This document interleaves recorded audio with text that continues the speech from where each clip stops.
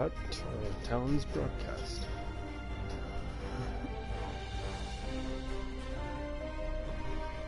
So tomorrow I will not be streaming because I have some things I may be doing.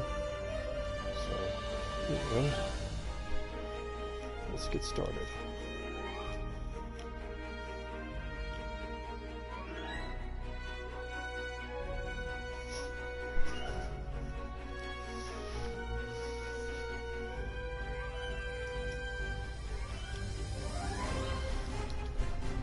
Stupid controller.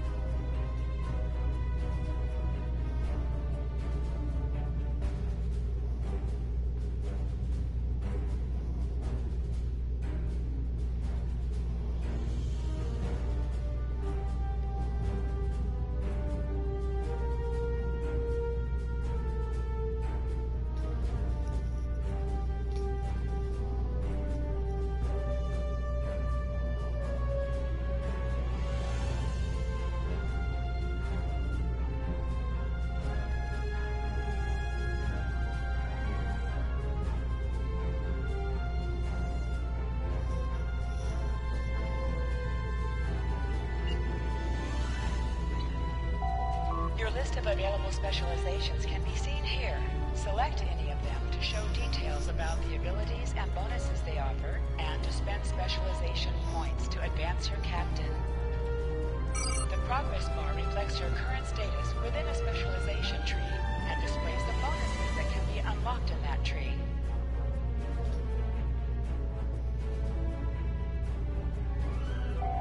Specializations provide extra abilities. All abilities cost a single specialization point.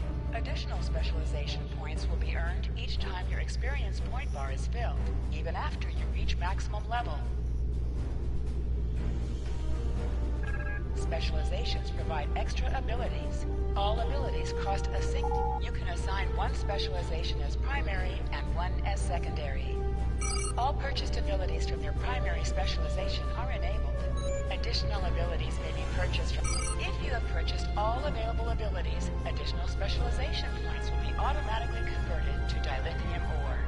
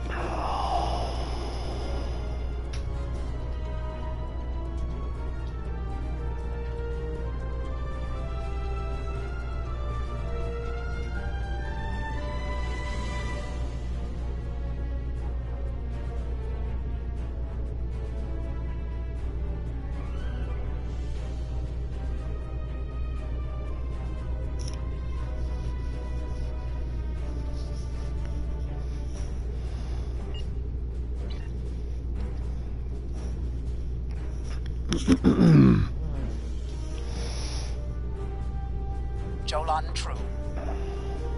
We have need of your assistance.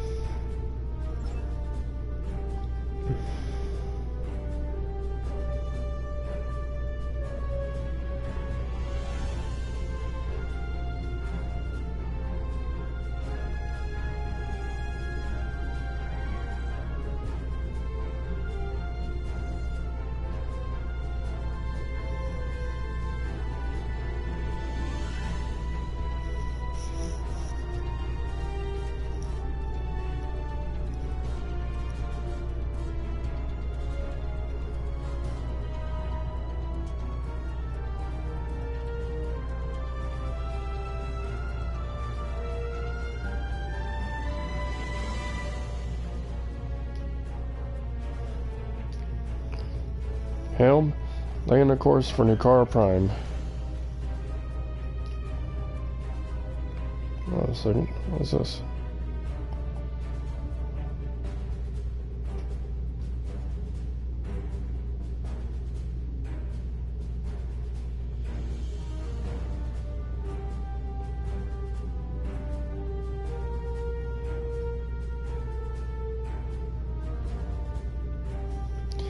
Helm, laying a course for Nukara. Okay. I guess not. I guess I have to go to the... Yep, I'm gonna have to transwarp. Helm, open transwarp conduits. Set course for the Beta Quadrant.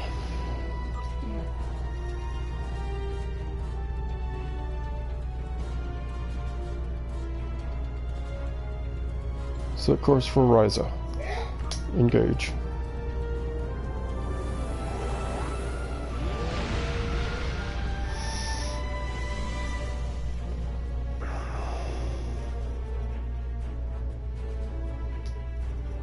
Alright. And still not able to.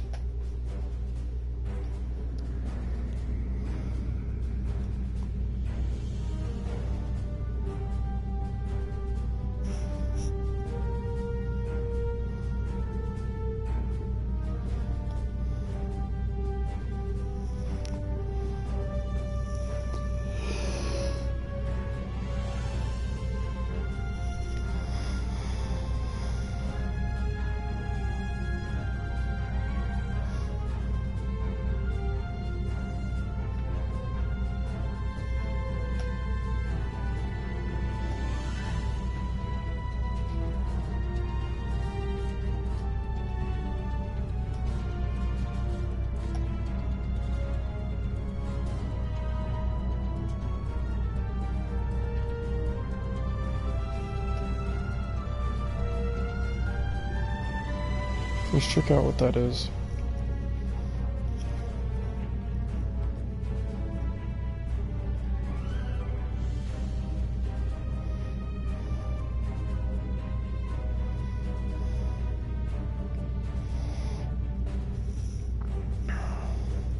Yeah, full stop.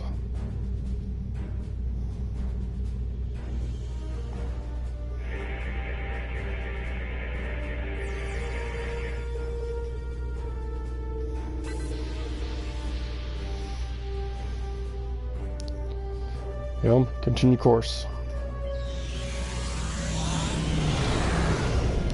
Whoa, hello. Whoa. Okay then. Hello. That was interesting.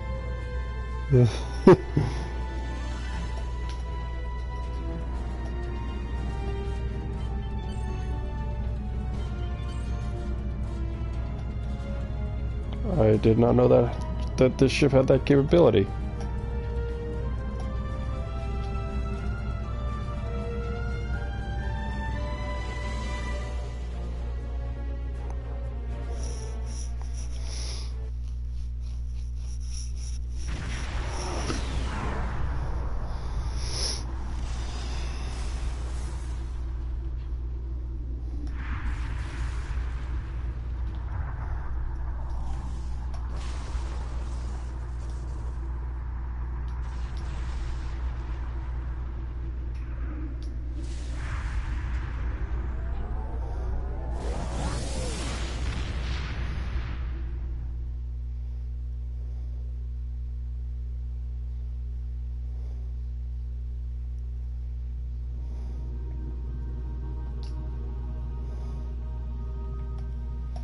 Helm. Laying a course for the Nuclear system. Maximum warp.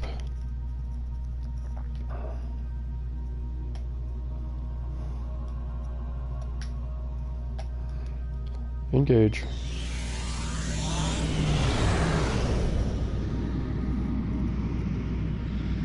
Interesting. I did not know this ship had that capability.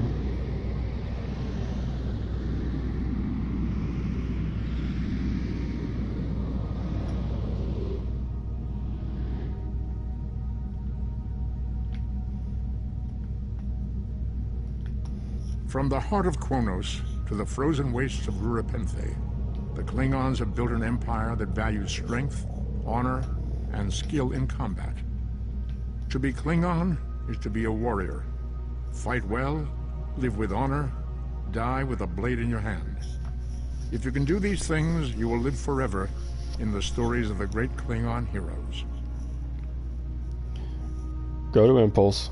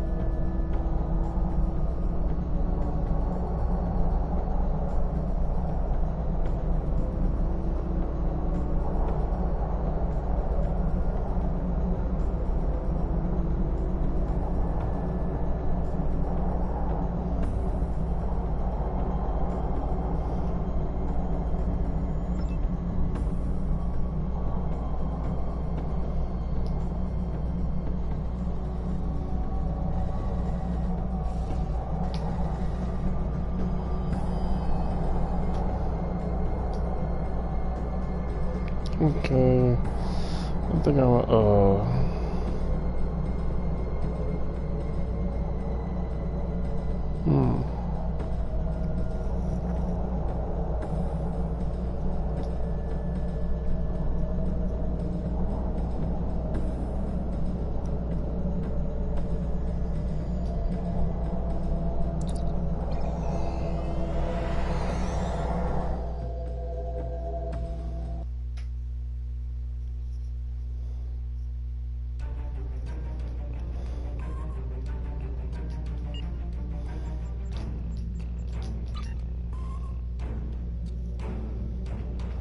I think we can do this.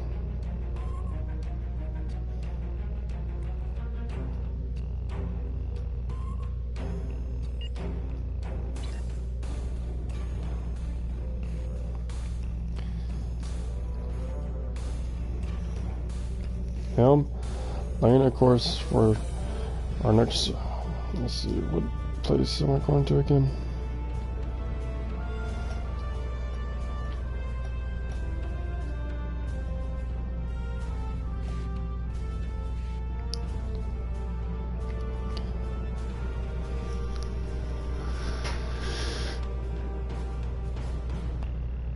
Calverdin system.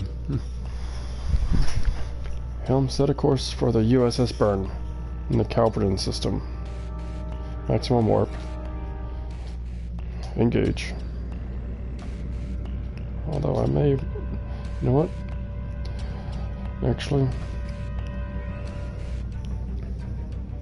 Helm, Open transport conduits. Engage.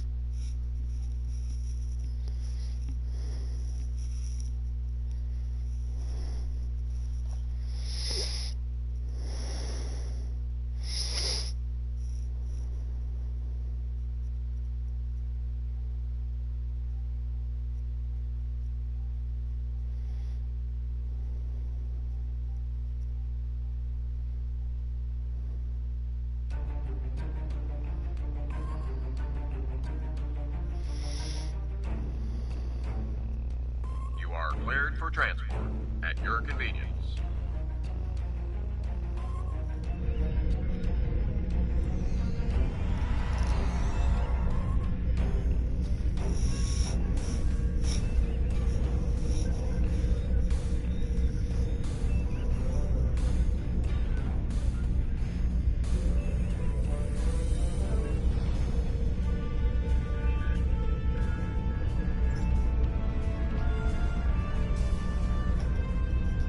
Welcome to the USS Byrne. Normally I'm the security chief and second officer on the USS Kirk, but she took heavy damage during the battle in the Lena system. Until she gets out of dry dock, I and many of the crew accepted temporary postings to other ships. I wasn't expecting to get a request to join my father's task force, but Delta Flight is doing some good. I want to help. I'm looking forward to it too. I don't know what crazy scheme my father's cooked up this time, but the more off the wall his ideas are, the more they seem to work. With you on the team, I'm sure we'll complete this mission. But let me know if you need me to translate. Dad has this habit of talking in phrases that went out of style 400 years ago.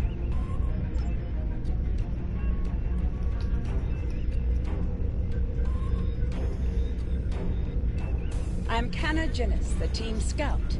No one's better than I am at finding trouble, and believe me, I've found plenty. I borrowed my first shuttle off a landing pad when I was 10. I didn't think I'd ever have a chance to join Starfleet, but luckily, people like Captain Perez can see the person behind the incident reports. Now I have a chance to make a difference. It's good to get a chance to know everyone on the team before the action starts. It's bad enough fighting the Heralds. We don't need any interpersonal conflicts muddying the waters. You can count on me, sir, and I know I can count on you.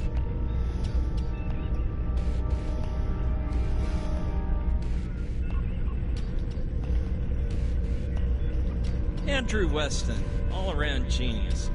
Don't let the lack of pips on my collar fool you. I'm just as good as anyone from Starfleet. Better even, because I don't let the rules get in my way. I spent some time at the Academy, but I left when I realized Starfleet wasn't for me. Morale stayed. Always wondered if things would have been different for us if she'd had the courage to walk away when I did.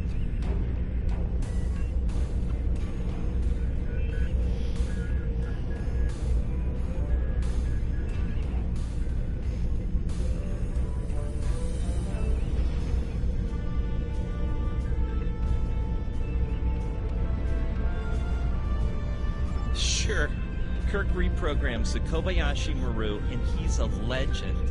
I take a creative approach to alter my grade on the astrometrics final, and I get tossed out on my ear. Starfleet needs to loosen up a bit, if you ask me. And that time I spent in New Zealand? Yeah, I did everything they accused me of, and then I did my time. Like I said, I don't like rules.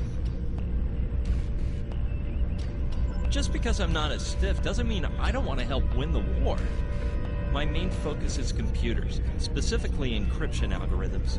I've been studying the Iconian tech, and I think I made some inroads into the fractals they're using for... You know what? The details don't matter. When it comes to taking out Iconian security protocols, I'm the man for the job.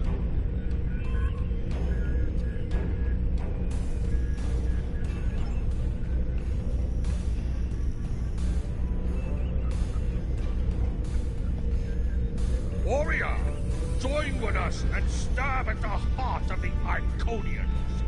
We will either be victorious, or we race towards Stovercore. Today is a good day. I am the team's weapons expert. Most weapons on ships are too puny. I make them strong. Have you ever wondered what would happen if you loaded 5 quantum torpedoes into one casing? You have to reinforce the tubes, but the result is most satisfying.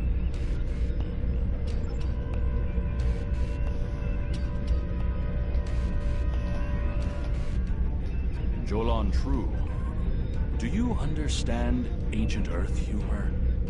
Paris, the older one, keeps asking me if I am 2 weeks from retirement. Is that supposed to be humorous? I thought so. Look, when things get messy out there, and they will, stick with the team and keep your head down. If we work together, we might just get out of this in one piece. Most of us, anyway. Hello there. I'm Ferrix, and I'm well, I don't have a specialization like most of the others. But Captain Paris calls me the cook. I don't know why. I can burn water. But it seems to amuse him for some reason.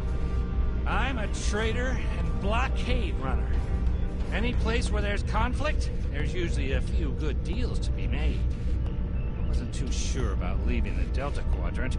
Knowing the territory is a good part of staying alive, you know. But Tom convinced me. And except for all the heralds trying to kill us, it's not too bad so far. You know, one of the things I've enjoyed the most about coming here is the opportunity to get to know people from other cultures. Klingons, Romulans, humans, Andorians, Betazoids. So many different, intriguing species. After this mission, how about we grab a drink? And I can tell you about the 3rd time I left Benth in custody, and then broke through a Voth defense line to recover the lost chalice of Zilma.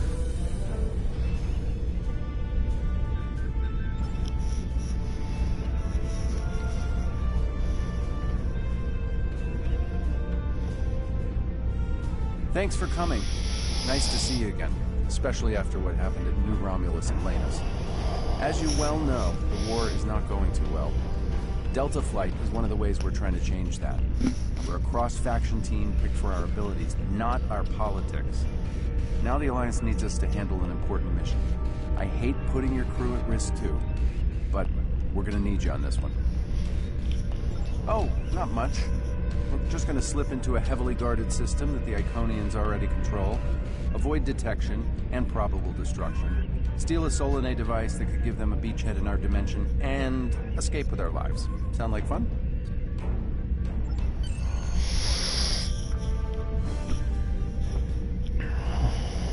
So this used to be Calbryden 3. Intelligence believes that the Iconians destroyed the planet to gather materials for a subspace disruption device. We think they intend to use this device to open a door for their Solanae forces to enter our space. A whole new fleet for the Iconians? We can't let that happen. Exactly. But the planetary debris has created an asteroid field, and the mineral content of those asteroids will shield us from the Iconian sensor arrays. I've plotted a course for us, but we'll still need to watch for the Herald patrols. The station with the device is in the center of the debris. Weston will override their computers while we run interference. Once the station shields are down, we'll eliminate it and the device with extreme prejudice. Is that another reference from that ancient program about impossible missions you like to watch? Something like that. The Alliance doesn't have a fleet to send against this station. We're it. If we can't do it, Mission Impossible. So, no pressure. I hope you're all ready to do the best flying you've ever done, because that's what we're going to need to complete this mission. Let's head them up and move them out. Dismissed.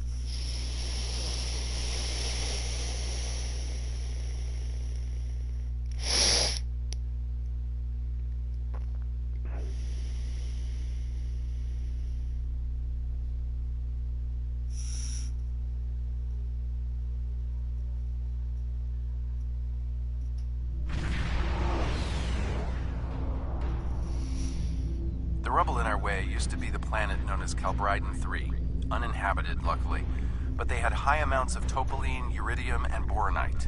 When the boronite and uridium are combined and exposed to an electrical charge, they create spatially inverted tetraons. Lots of spatially inverted tetraons. That's why the Heralds are here, to create a pocket of our space where the Solanae can survive. From there, they'll expand, and what's good for the Solanae is fairly terrible for us. The Heralds have set up a security beacon at the entrance to this system. We'll need to disable it before we can attempt to slip through this asteroid field.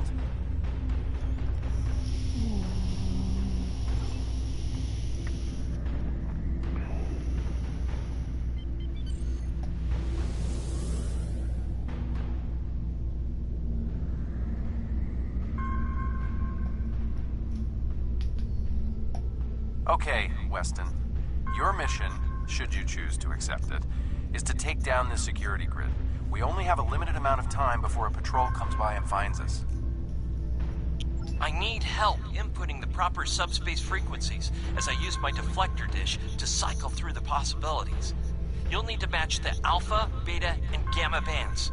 With my subroutine scrambler, that should be enough to break through their security.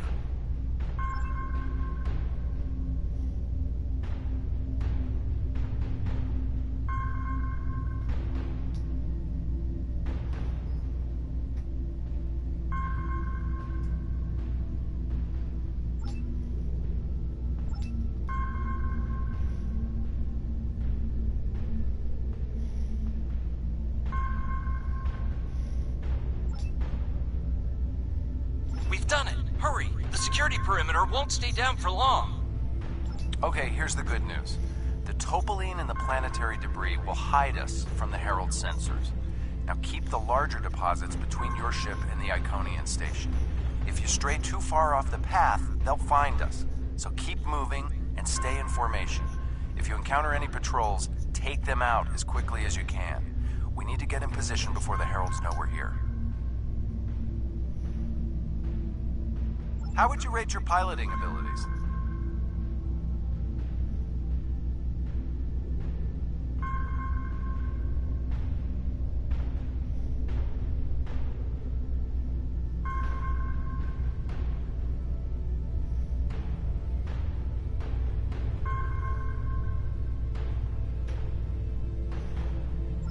Bringing up your navigational HUD.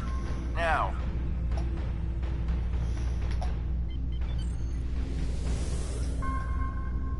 Try to stick to the path I've outlined.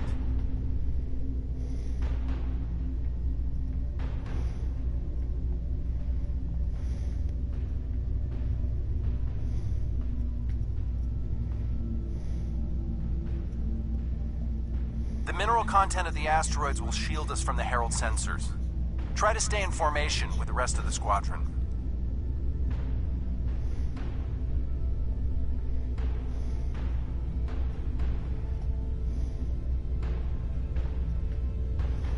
Let's kick the tires and light the fires. I'm not sure what that means. Is it some kind of alpha quadrant thing? Kinda. I'll explain it later, Ferrix. Fire your proton packs, kids. The next turn is a tight one.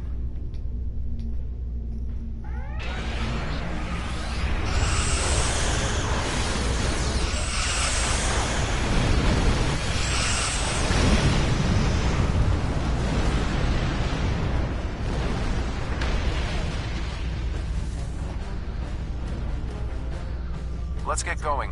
Stick close to the path on your HUD, or the Heralds will pick up our energy signatures on their...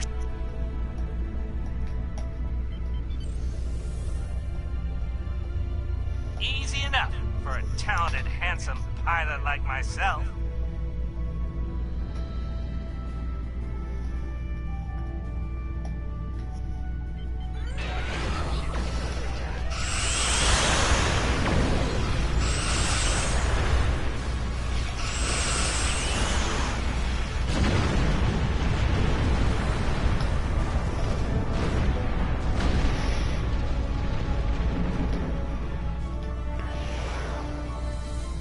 Let's get going. Stick close to the path on your HUD, or the Heralds will pick...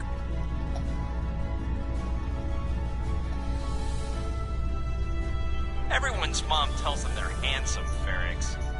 Friendly fire. Ow, I'm wounded. Fewer asteroids through here. More chances of being spotted. Race you! Torpedoes loaded We're in luck. and ready. Sensors show that this asteroid is mostly hollow. If we blow through where the rock is thinnest, we can slip through without being detected. Fire in the hole!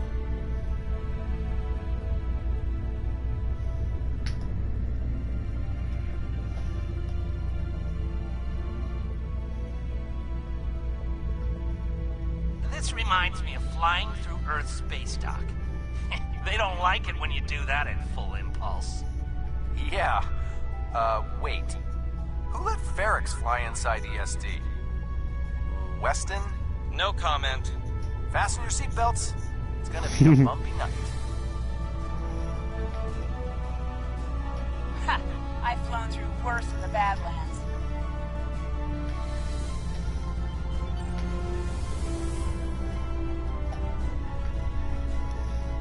Whoa, Moral. Watch the paint job there, Tiger. Don't be a rear seat pilot! I think you mean backseat driver. But we're flying, sir.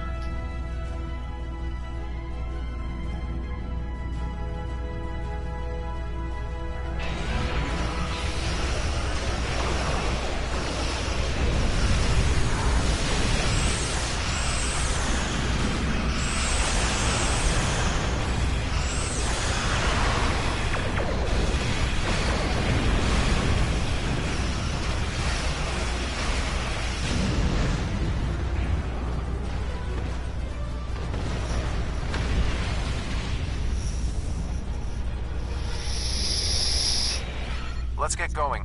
Stick close to the path on your HUD, or the Heralds will pick up our energy signatures on their sensors. Ready?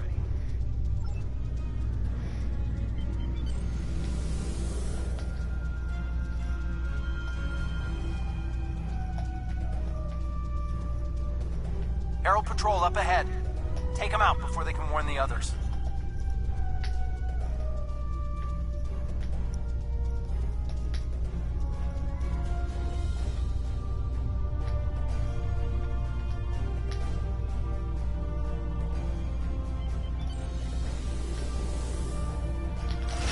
I'm jamming your outgoing transmissions, but it won't last.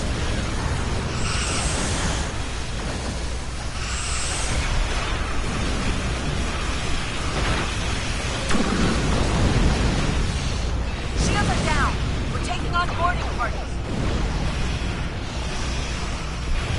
Damn it! Hang on, Moral. I'm bringing a team over to help.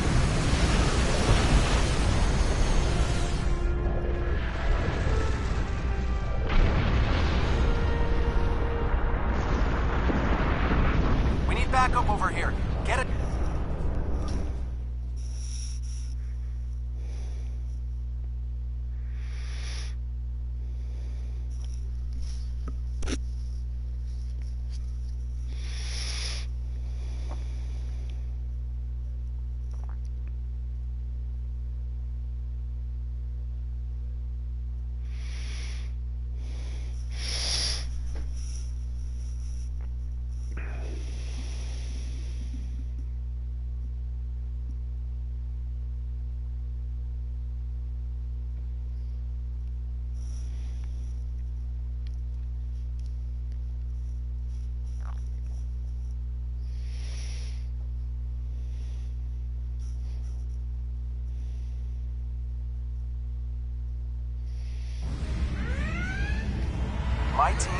Burns crew have cleared most of the boarding parties, but there are still heralds trying to get to the bridge and more pinning me down near the armory. Head toward me. If we can team up, we can make a push towards the bridge.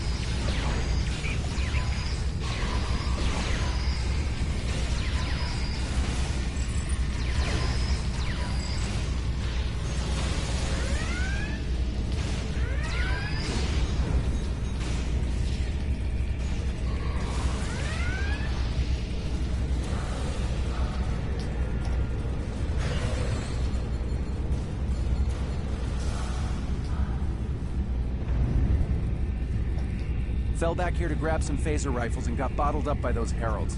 Thanks for the help. The bridge crew has sealed off the bridge and locked the ship's computers down, but the heralds aren't giving up. All of the remaining boarding parties are moving toward the bridge. If we don't get there before the heralds break through, they'll slaughter everyone there and set the ship to self-destruct. My away team's medic is already helping the Burns crew. Since your team is here, my people can take the wounded to a transporter and get them to safety. Now that you and your team are here, we can clear out the remaining heralds, get to a turbo lift, and head to the bridge. Lock and load, everybody. It's time to save the day.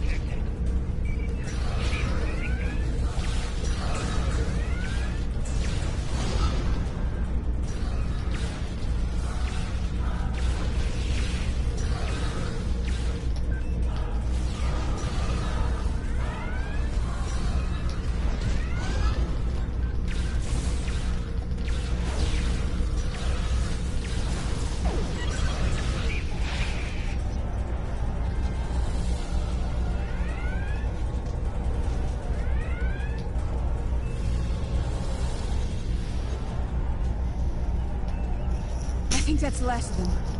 What's our status?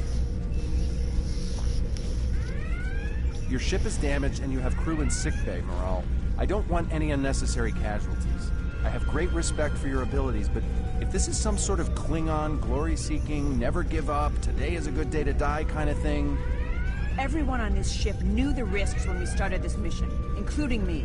The boarding parties are gone, and we need to keep moving. We have to get to the station and finish our mission before we run into any more Herald patrols. As much as I hate to say it, you're right. If we live through this, your mom is going to be so proud, but she's going to think I was an idiot for trying to hold you back. That's if we live. What do we need to do to get your ship back up and running? I know a few of Andrew's tricks.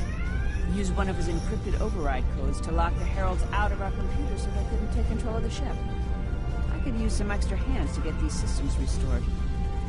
Good job on the computers, Morale, but Andrew? Did he teach you anything else that got him sent to a penal colony?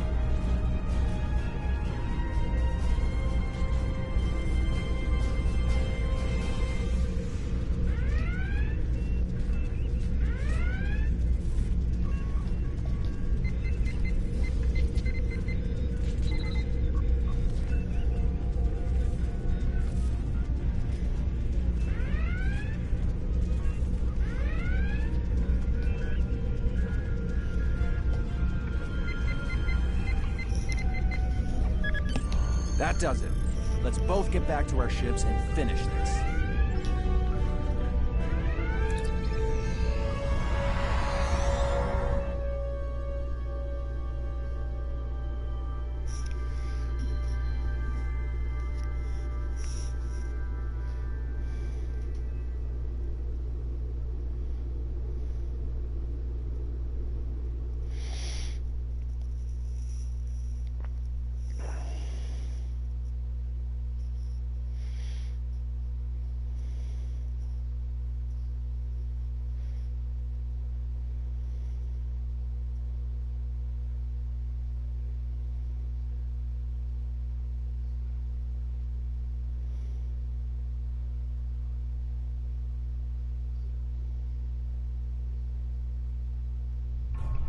The Heralds are going to notice one of their patrols is missing. Let's move.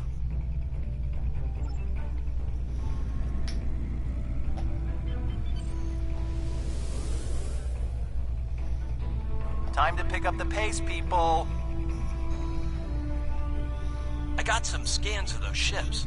Should give me an advantage when we get to the station. We're coming up on the center of their operations.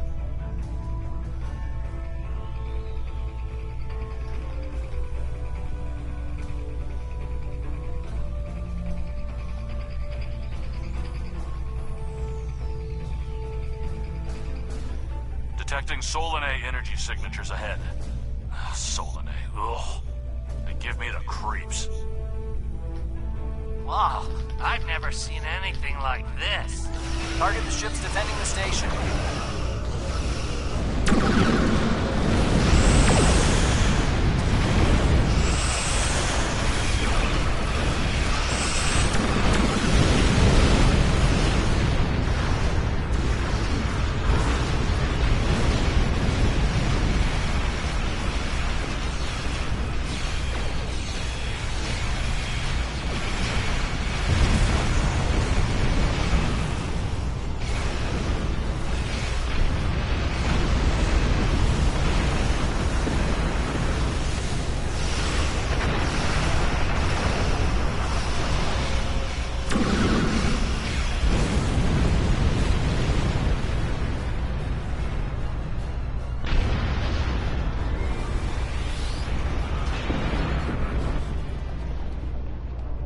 Weston, you're up. We'll keep them busy.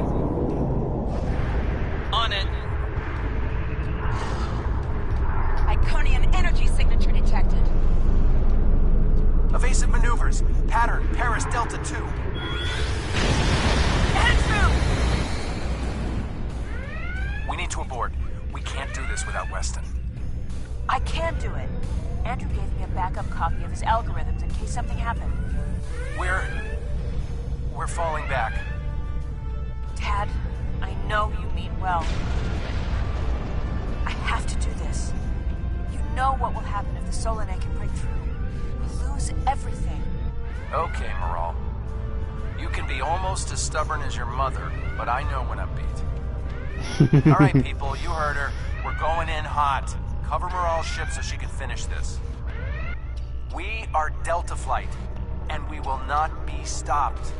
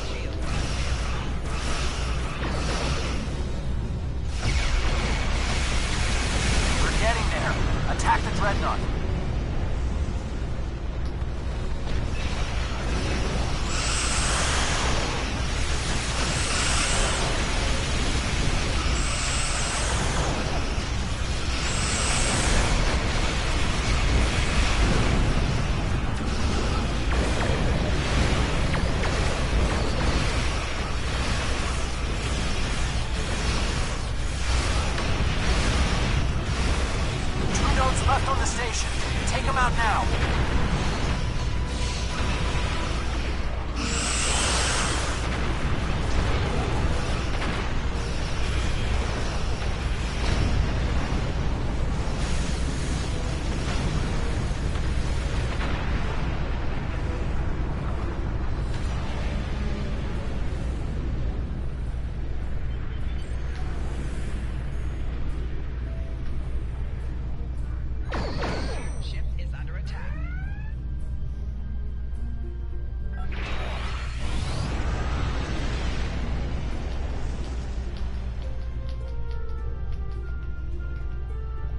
Last node. Destroy it, and we can take out the Dreadnought and finish this.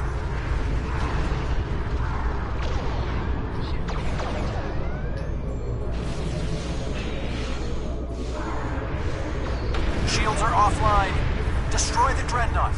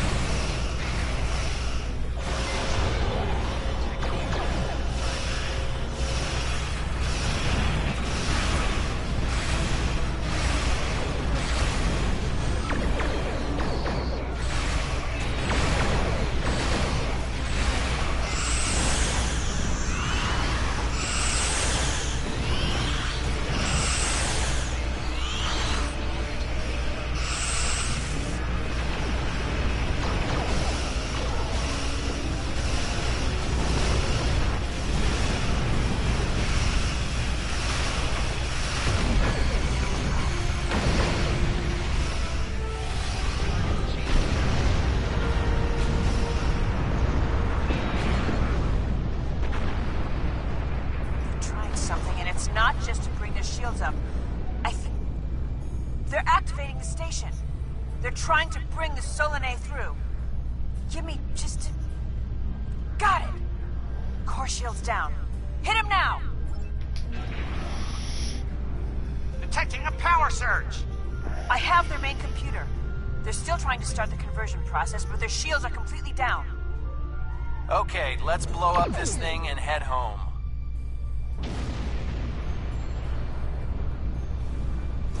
We're being pulled in. Evasive maneuvers. Yee-haw!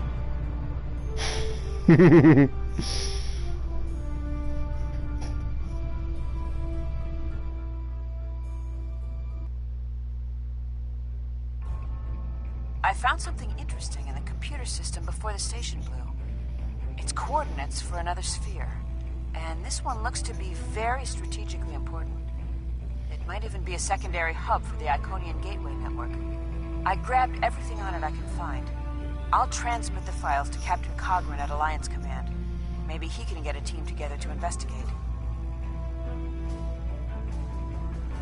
The station is destroyed, and we've completed our mission. But not without paying a price. Weston was a talented engineer and a damn fine pilot. He may not have wanted to be in Starfleet, but there was a time I didn't think I was Starfleet material either. Sometimes rebels make the best officers. We know our duty. We just have our own way of getting it done. Exactly. It's been a pleasure flying with you. Maybe we can do it again sometime before this thing ends.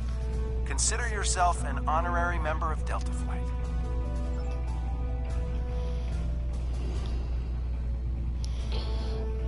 Comms, open up hailing frequencies. Losing Weston is regrettable, but we needed a victory today. Thanks to you, we have one. Defeating a Herald Dreadnought is a significant achievement. Destroying their station and keeping the Solanae locked in subspace is even more valuable. The number of ships and soldiers we have is finite. We cannot allow the Iconians to have a numerical advantage, as well as a technological one. I will examine the files Lieutenant Commander Paris managed to recover from the Herald computers. Perhaps a strike on this space she found will be our next move.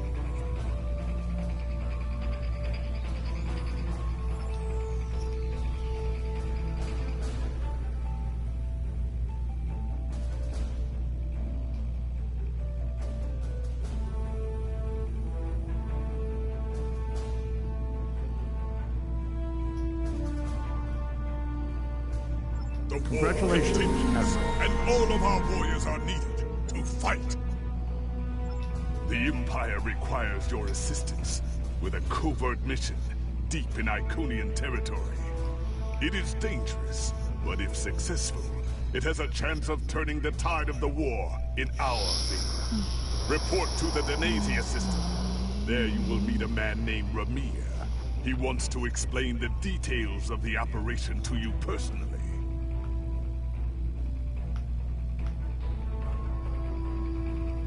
The war continues. Helm, set a course to the Denasia system. Maximum warp.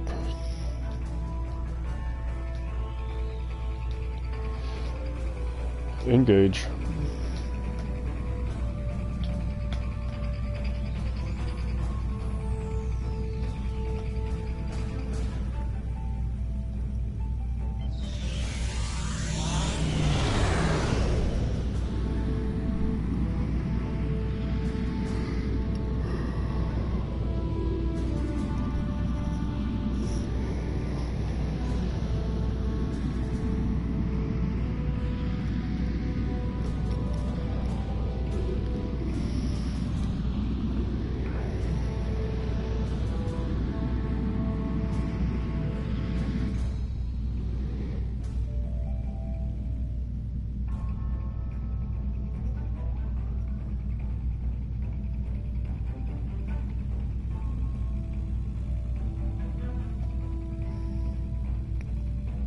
Go to Impulse.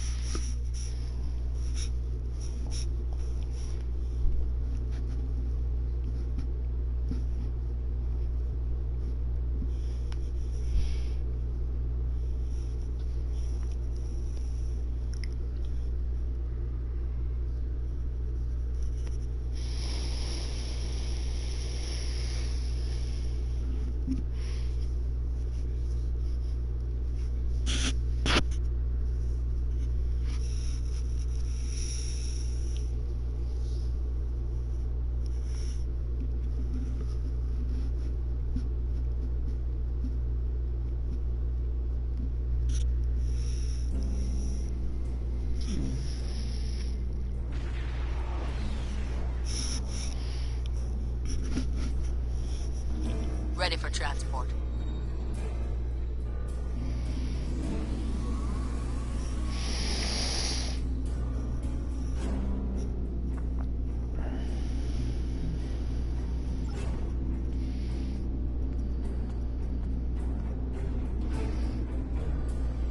Kapla, and welcome aboard the IKS Hague. My name is Ramir, and this is my ship. Your reputation for getting the job done precedes you. Alliance Command gave me the authority to pick who would assist us on this mission, and your name was at the top of the list.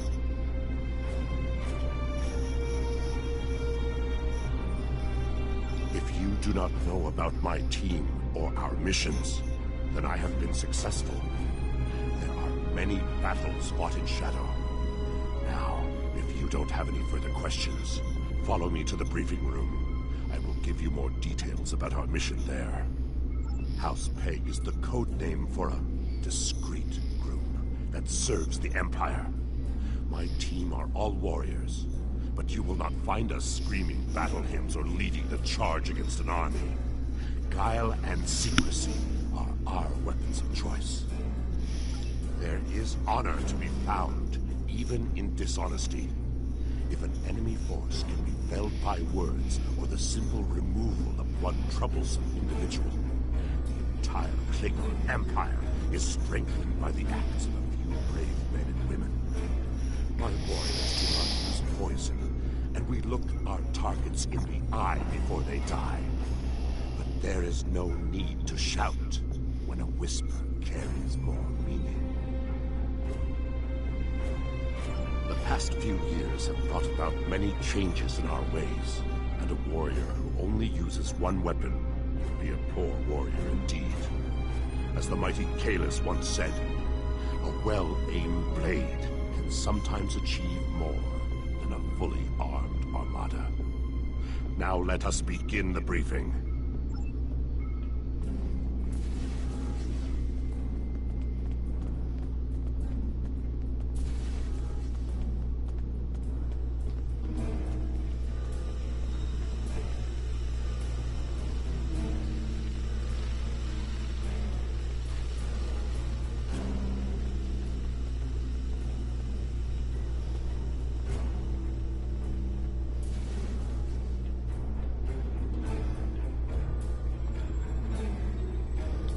Data recovered from the station in the Calbridan system has pinpointed the location of a second base in the Denasia system, containing several of the Iconian's Omega generators. I understand you had a hand in recovering this information. Of course. Nevertheless, we have the coordinates of the Iconian base. Our plan is to sneak in and sabotage the Omega generators.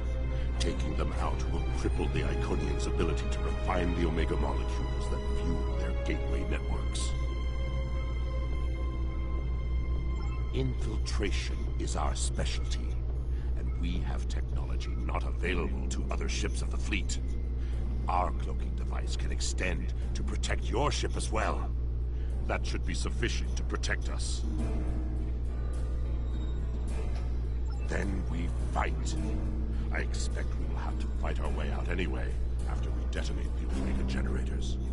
I hope your crew is up to the challenge.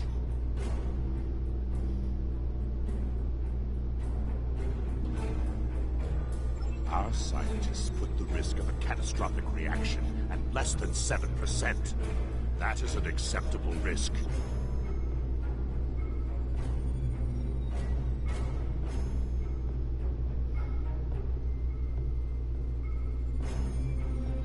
This is our mission.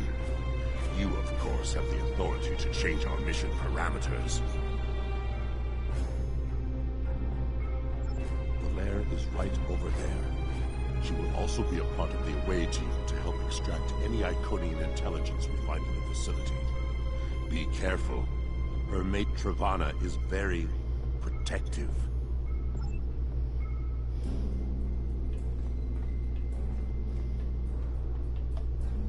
What do you want? Why? Don't worry, Travana. It's fine.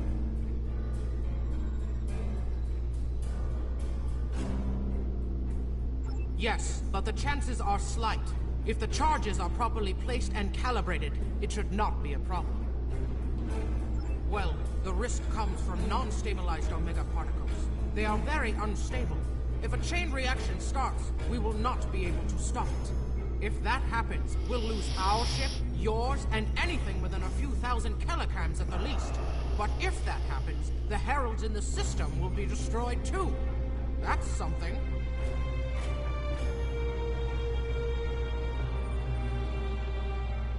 Right. If we were to stabilize the particles into one or more Omega molecules, the chance of a detonation would be greatly reduced. I will need to run some numbers. We will have to give ourselves more time in the facility, and there is a greater risk of discovery, but it might be the better option. I disagree. Taking the time to stabilize the molecules puts the team in danger. You insult my honor. It is my duty to protect this team. I will not sacrifice Valaire's, our lives, for needless precautions.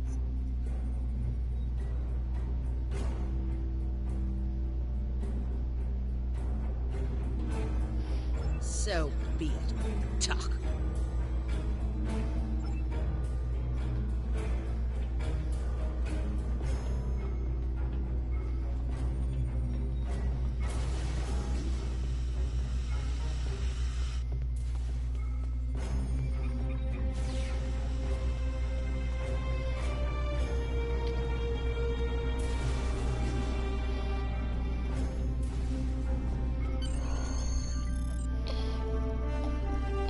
Ready for transport. Energize.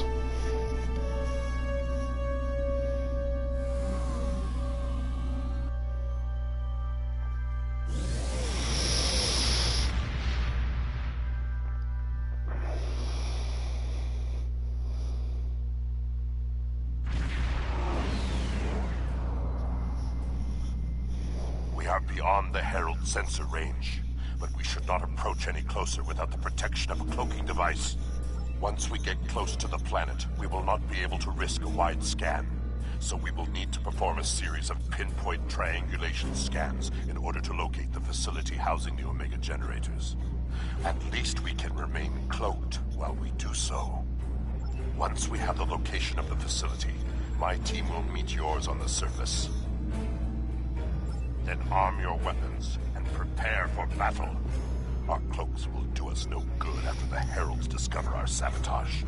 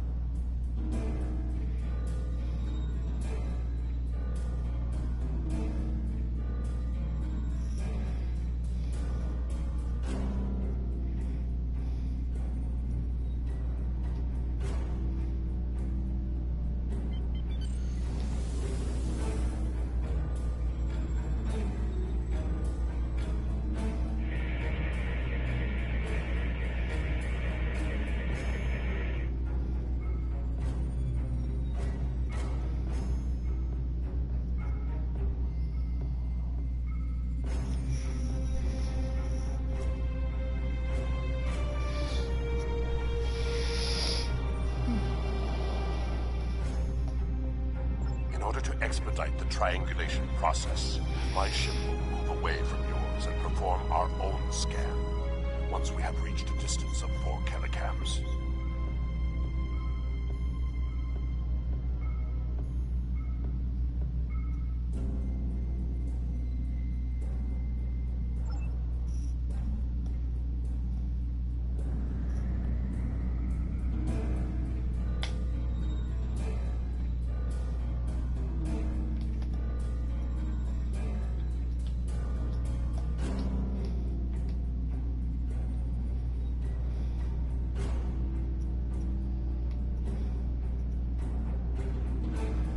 Position confirmed. Beginning scans. Sensor interference is preventing us from getting a good reading. Move to 16 kilometers.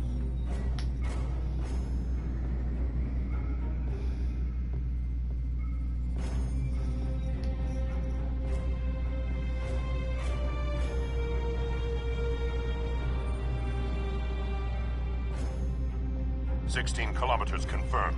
Beginning sensor sweep."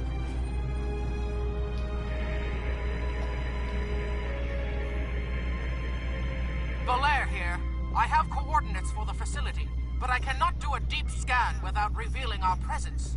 We will be beaming in blind.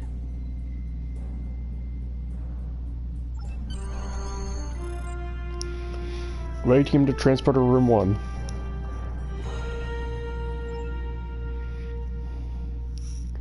Energize.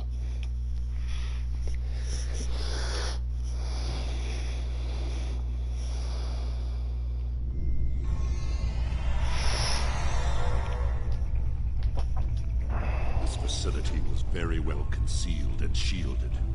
Even now, our scans are so limited, we cannot get an accurate readout of the layout.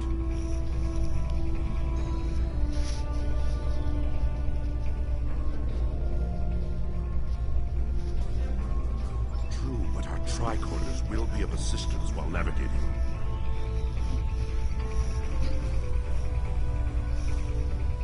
Now that we are on site, there is something you need to know.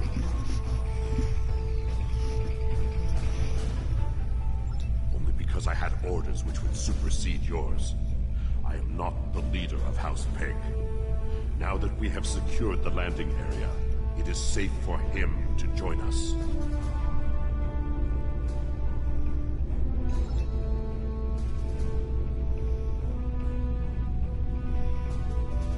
Remir to Hague. We are ready for him.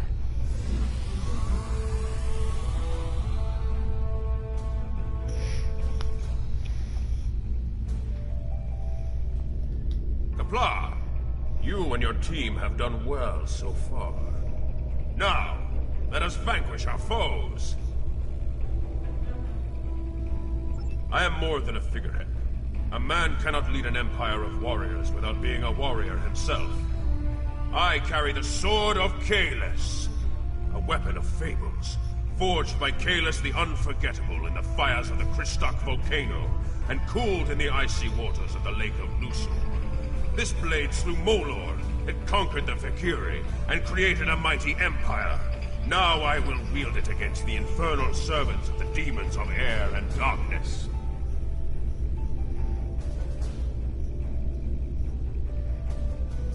There is always a need for the Sword of Kalis. It is a symbol of eternal victory. No one who uses it can be defeated.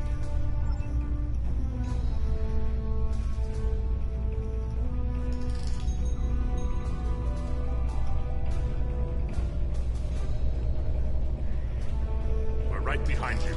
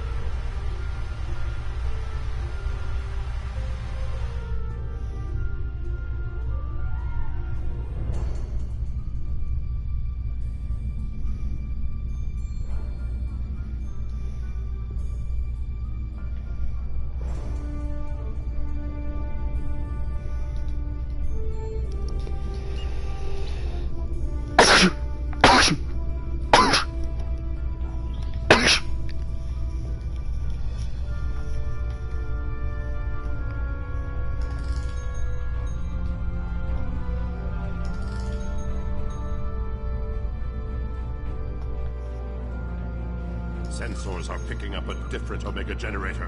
My team will handle this one.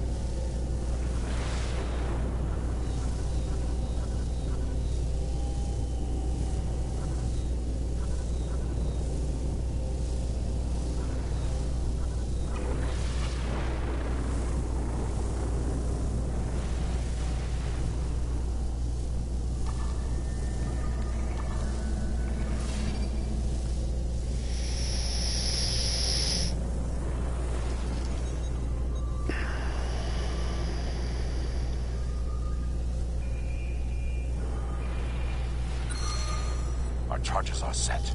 We will meet with you in the hallway ahead.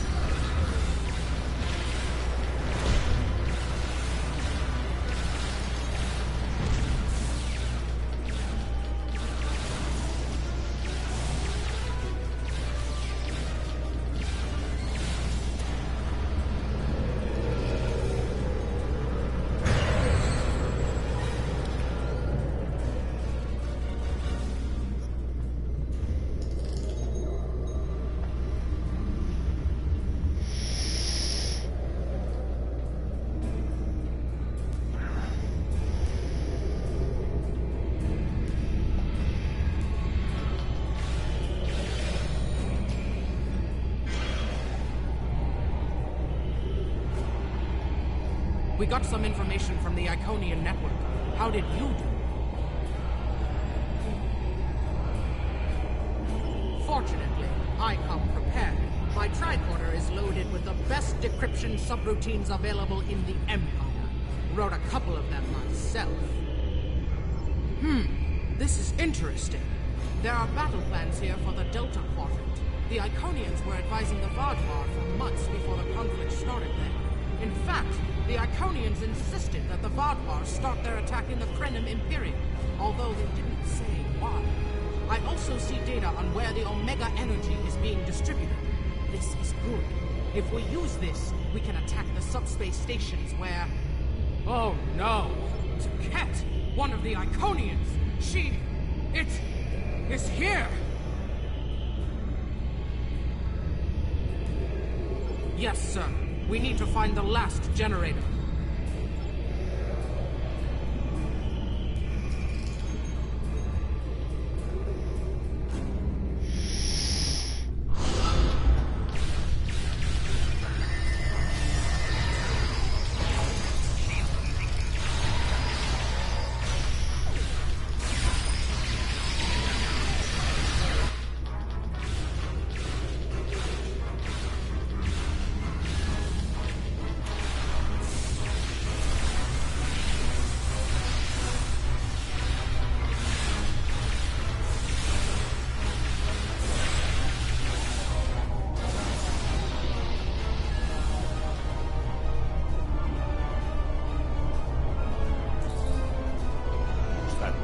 Access the visualization node. Look, last Omega generator.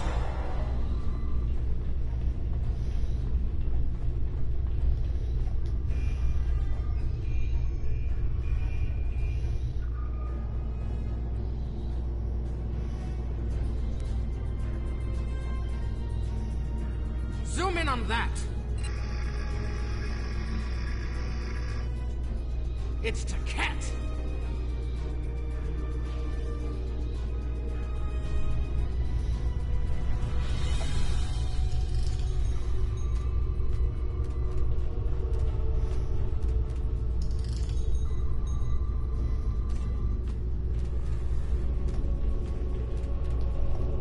An Iconian! My blood sings for this battle. It will be glorious. Kalis, my Emperor. You are the strongest of Klingons. You wield the sword of Kalis. But there is no one who can face an Iconian in single combat. The war does not go well for us. You all know what we face. Our people need a symbol to inspire them. That is what I was created to be. This battle will be one of legend. Every soldier of the Empire will have this tale on their lips. This is not my day to die. It is my day to kill an Iconian.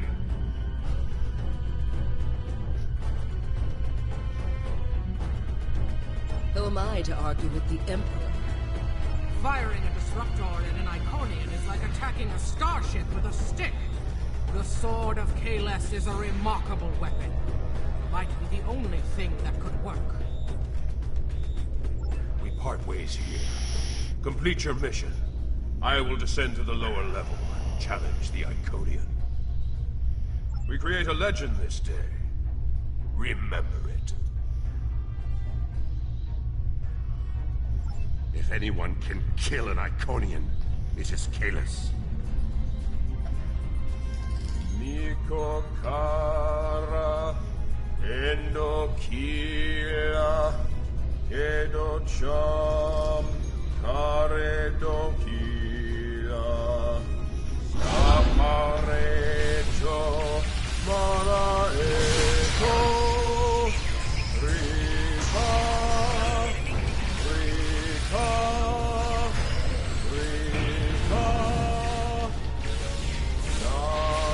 Patare, Iroha, Rika, Rika.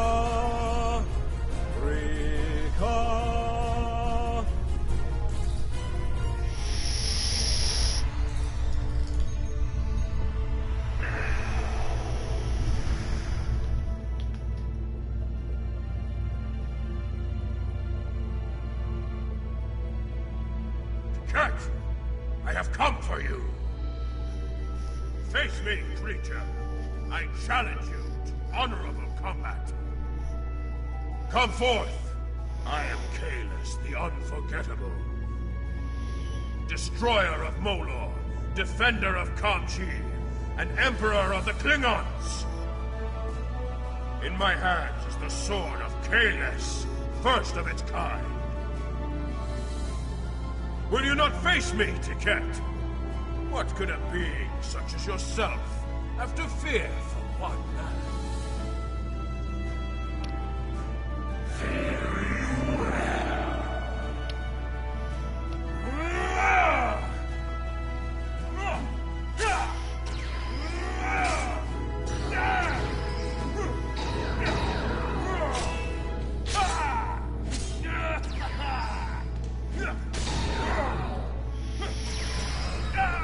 We are in.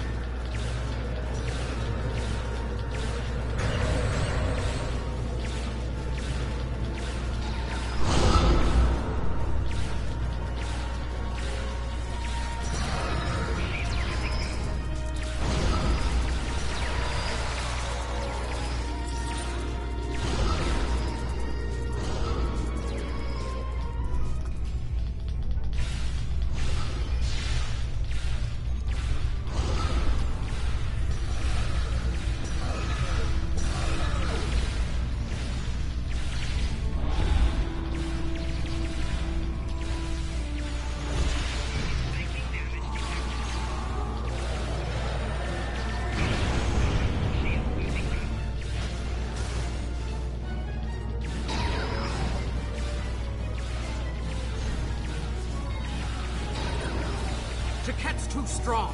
Nothing Kahless can do is hurting it.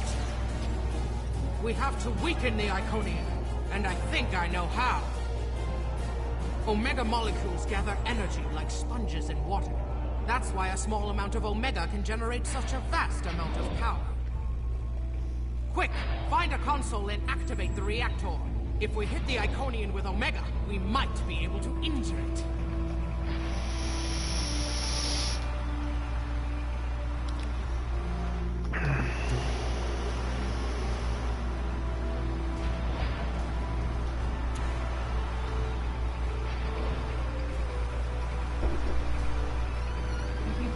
Your laundry?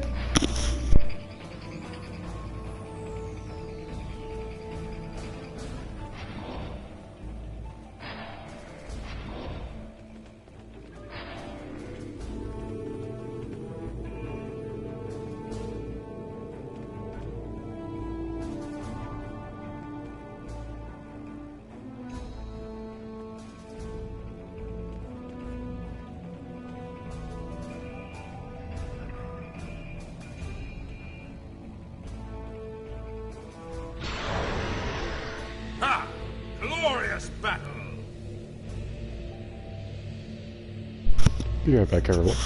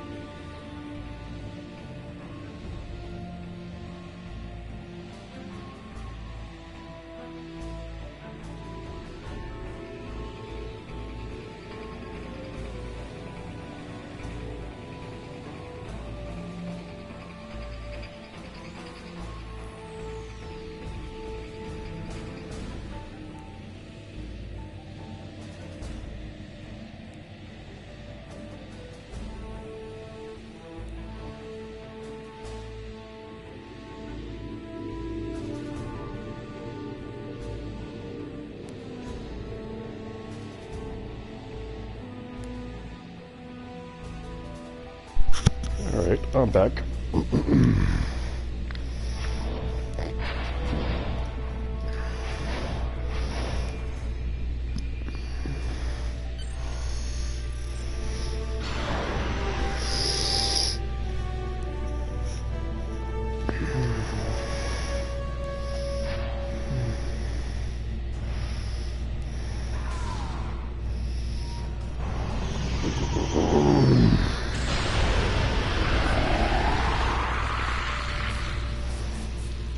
The honorable warrior will always prevail, demon.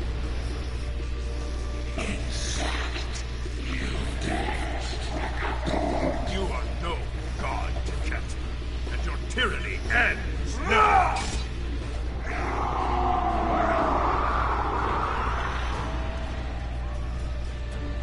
Now, to finish this.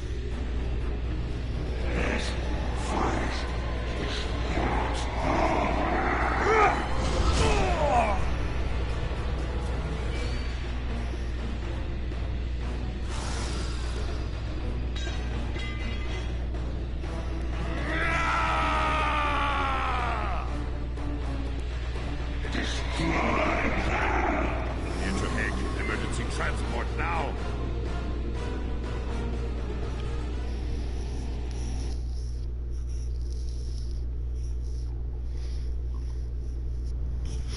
Lost Kalis, and we were unable to stop the production of Omega molecules.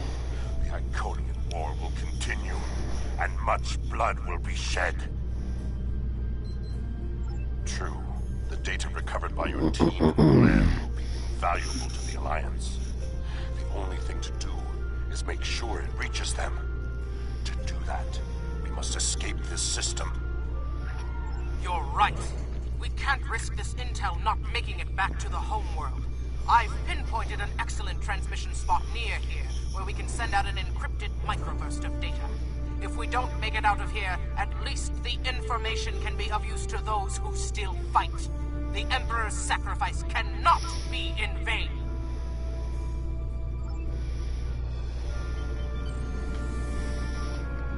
Shields up. Red alert. Engage the enemy.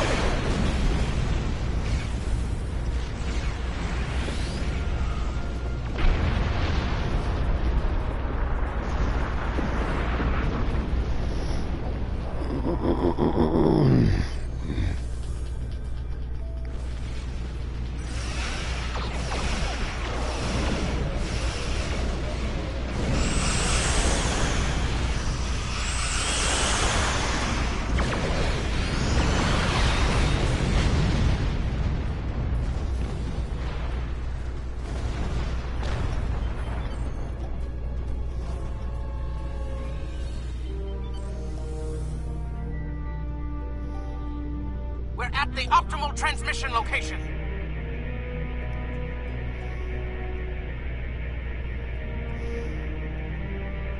Itonian gateways. It's an ambush.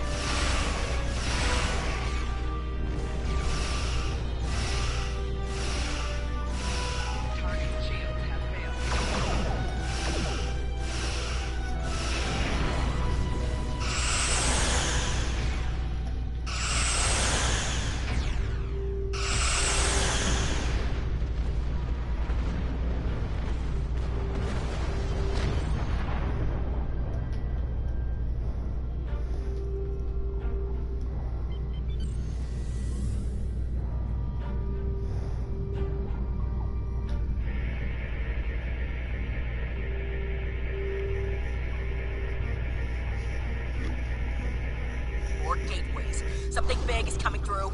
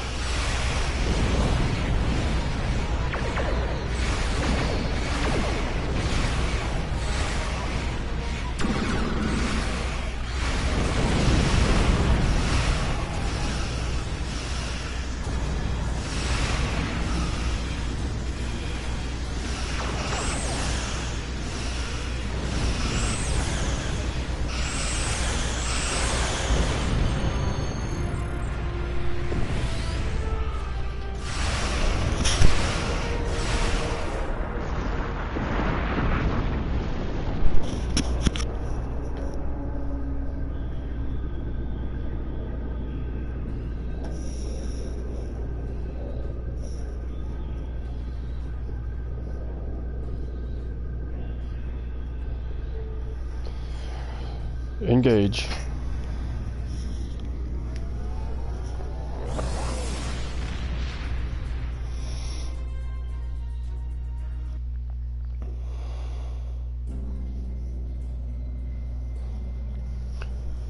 Comms, open up a channel.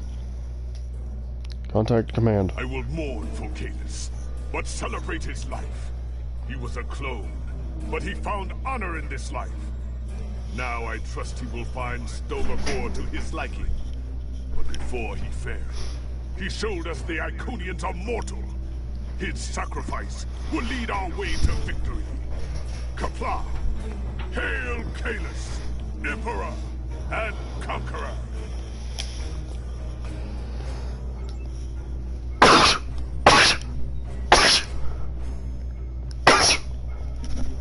Man, allergies.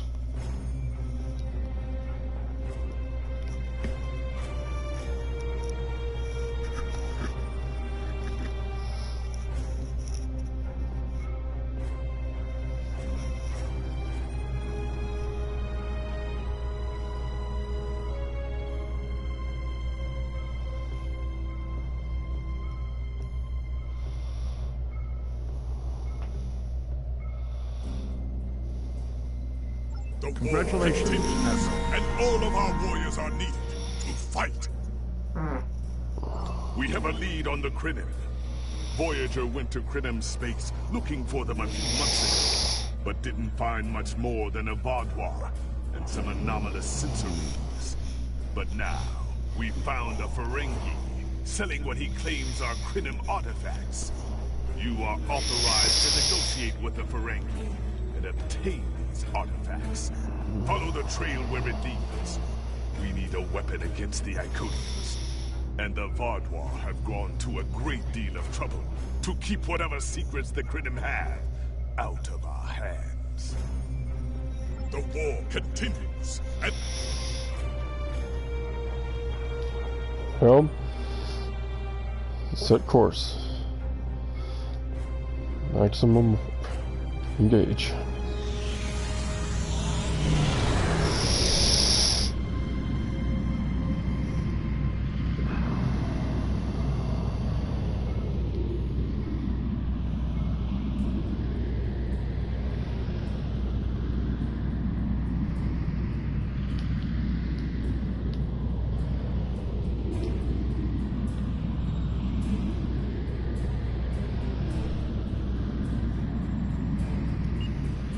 The Klingons are willing to use any weapon available to destroy the Federation, even time itself.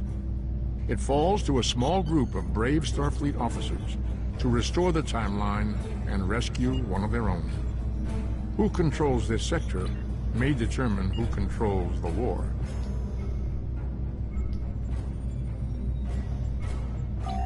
You have obtained a resource used in a reputation. There are several different reputations, each with their own set of reputation projects that have special rewards for completing them. A slotted project will start automatically when all the contribution requirements are satisfied.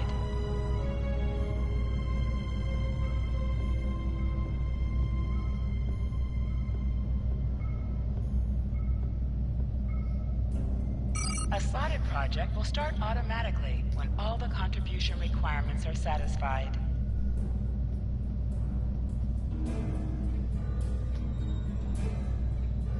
A slotted project will start automatically.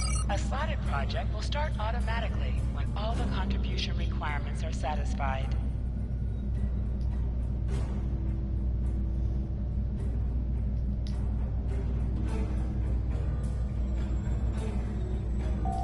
A slotted project will start automatically when all the contribution requirements are satisfied. A slotted project will start automatically when all the contribution requirements are satisfied.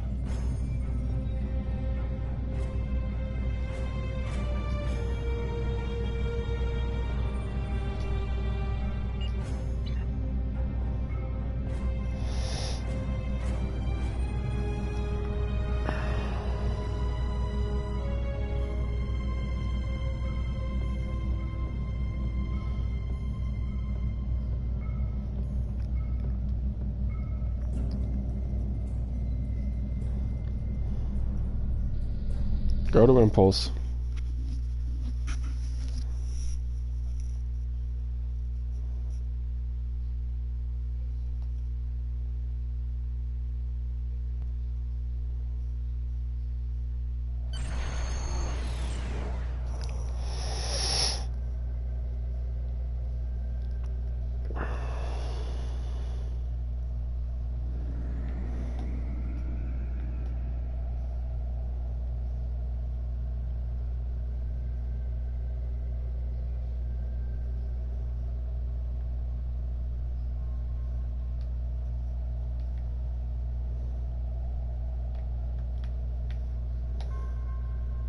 Welcome to Josana. You're cleared for docking. We have everything you need for shore leave, and a few things that you didn't even know you wanted. Shopping, drinking, dining, entertainment. You'll find it all here. And don't forget the 77th rule of acquisition. If you break it, I'll charge you for it.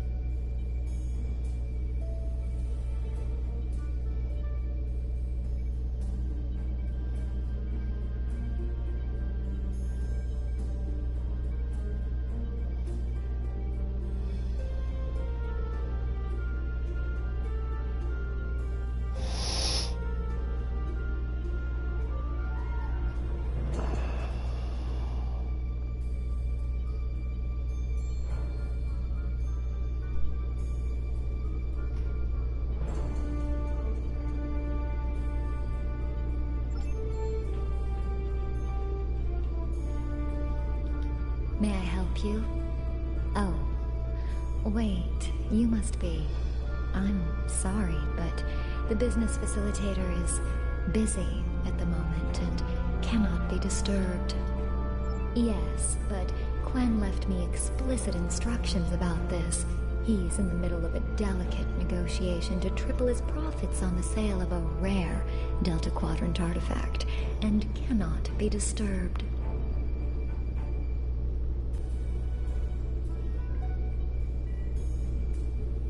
Maybe, let's see, it was something. Krenim, I think? Oh, Delta Quadrant treasures are all the rage right now. Artifacts from cultures the Vatwar wiped out are particularly valuable.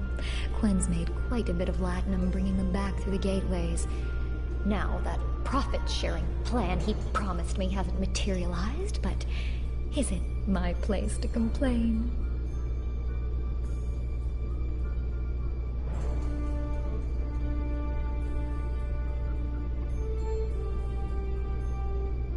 Look, Quinn hired me to answer the comms and chat up the customers, not to be security. Go right in. Just try not to break anything. Quinn will find some way to blame the damages on me.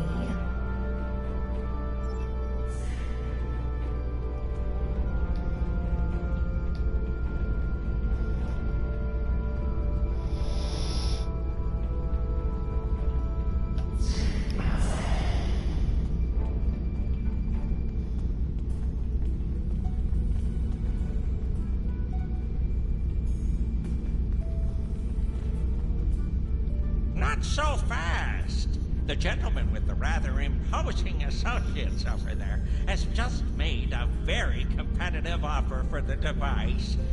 Care to make a counterbid? You said there weren't any other buyers, Quinn. Now what do I see? Starfleet stooges here to cause trouble. Guards, get these riffraff out of here so I can conclude my deal in peace.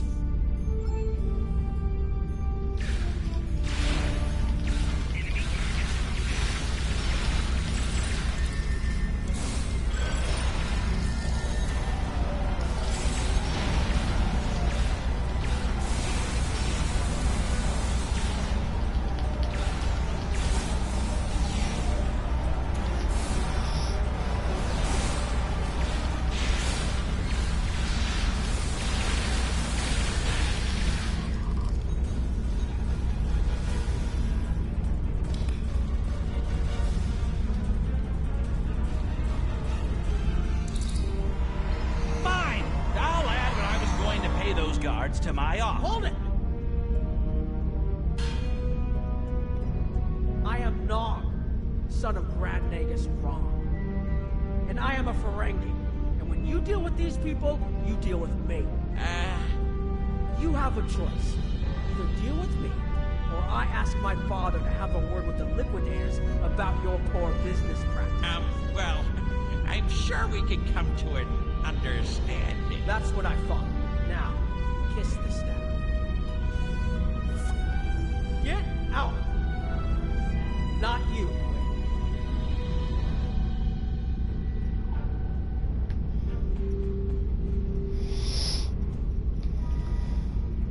Here's my best offer. How about we agree on a price, and you get your Delta Quadrant doodad, and I leave. Everyone's happy. No? Fine. How about I answer your questions and maybe then I get to leave? But let's get on with it. Every minute I stand here, I'm losing a strip of latinum. Time is a very valuable commodity. The device is Krenim in origin. Specifically, it's from the Krenim Imperium. Constructed sometime in the mid-22nd century, if I had to take a guess. Strange piece of technology. I haven't seen anything else like it. Highly advanced, and it has hallmarks of Krenim work, but it's, odd. Definitely odd. The Vatvar, that's what. At one point, the Krenim Imperium held more than 200 star systems in the Delta Quadrant. They lost some of that territory in a couple wars, but overall they were doing well. Not the biggest business in the Quadrant, but not the smallest either. When the Vatvar started their war, Gaul took a special interest in the Krenim. Bombed them back to the Stone Age, and then some. As far as anyone knows, the Krenim are basically extinct these days. I picked it up from a Talaxian who wanted to trade for supplies. He told me he got it from the Kayana system. That was it. There used to be a Krenim colony there, but it's gone now, just like the rest of their empire. The Talaxian wasn't very clear on that. He just said, gone. If I'd asked any more questions, he might have increased his price. As a show of good faith to the son of the Nagus, I'm willing to tell you for free. But don't let this get around. It would ruin my reputation as a businessman. The device emits some unusual energy readings. The shielding may malfunction, or Maybe it's not fully operational anymore. I'm not sure. But that's why I'm selling it as an antique. As is, and no refunds. Do I look like a member of the Vulcan Science Academy to you? I don't know. It's yours now. You paid for it. You figure it out. I hope it doesn't blow up your ship. Now, may I go so we can put all this unpleasantness behind us? I want to drown my sorrows in a comic cocktail and think about all the profit I didn't earn today.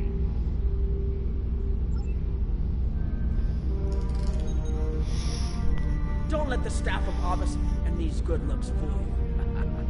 I'm here as a Starfleet officer, and I don't normally flaunt my family connections, but in this case, it seemed like the best way to solve the problem. So I borrowed my dad's second best staff.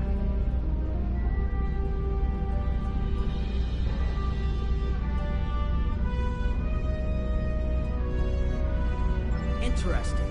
I know Voyager encountered the Krenim during the journey, and Tuvok was looking for survivors of the Vaduar purges. For now, though, perhaps we should concentrate on learning what we can from this device.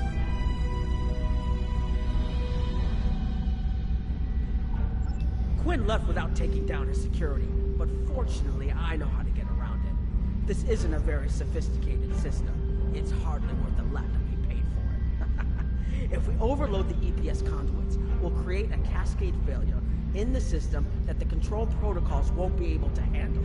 That should drop the force field. It's true, my father is Grand Nagus Rom. I don't normally have much to do with his business dealings, but in this instance, a little show seemed to be the best way to solve our problem. I grew up on Deep Space Nine with my father and my Uncle Quark. That was back before my dad became a Nagus. He was just a maintenance tech. Like my father, I preferred engineering to business. Captain Sisko helped me get into the Academy, the first Ferengi ever to join Starfleet. Then my grandmother started seeing Grand Nagus Zek, and there were a lot of changes on Ferengi. When Zek decided to retire, he thought my dad would be the right person to see them through. Interesting. I know Voyager encountered the Krenim during the journey, and Tuvok was looking for survivors of the Vaduar purges. And for now, though, Quinn left without taking down his security, but fortunately I know how to get around it. This isn't a very sophisticated system. It's hardly worth a lot to be paid for it. If we overload the EPS conduits, we'll create a cascade failure in the system that the control protocols won't be able to handle. I think you can overload the EPS conduits in the corner there.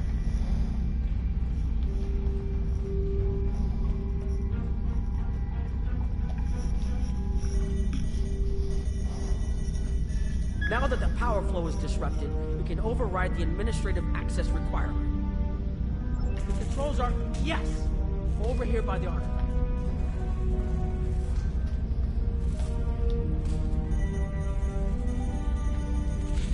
Excellent. Now we can get a good look at this.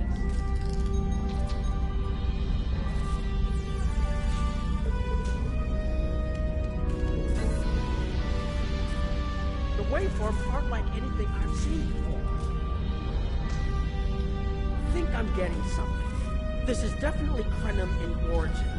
And Quinn was right on the age. I'm also seeing some repeating elements in the base code, almost like a signature. And that strange energy Quinn was talking about is actually chronotons. A lot of chronotons. And chronotons mean temporal manipulation. This little box just got a lot more interesting.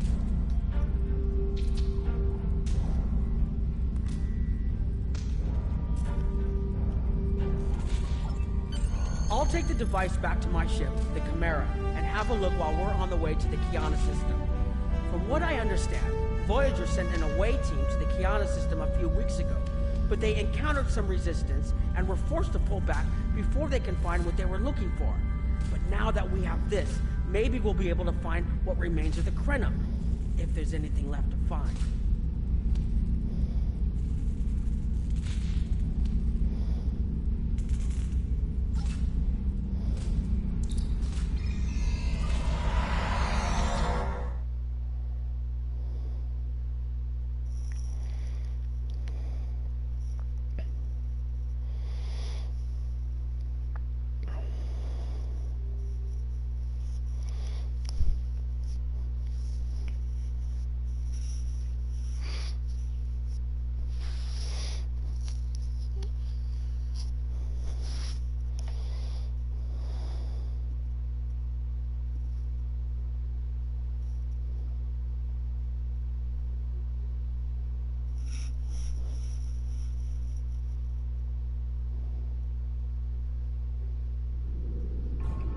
I've explored many places as a Starfleet officer, but this is my first time seeing the Delta Quadrant.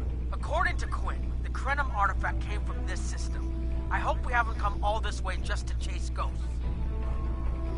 I've had a chance to look at the Krenim device, although I'm not sure how to activate it yet. It's definitely designed for temporal manipulation, although I don't think it would enable someone to travel through time. It's almost like a step sideways, if that makes any sense at all. I'll keep working on it and let you know if I learn anything more. Voyager's preliminary scans of the system turned up a number of anomalies, but nothing conclusive. According to Krenim records, though, there's supposed to be an M-class planet in this system. We're not reading anything like that on the sensors.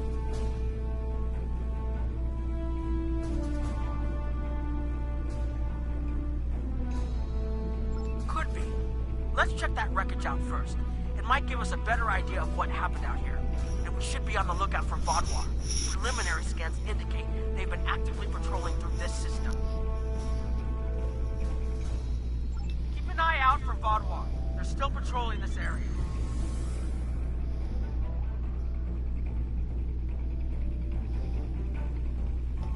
If I had to place a bet, I'd say that wreckage is where this artifact was found. Heads up! Vaadwaur on an intercept course.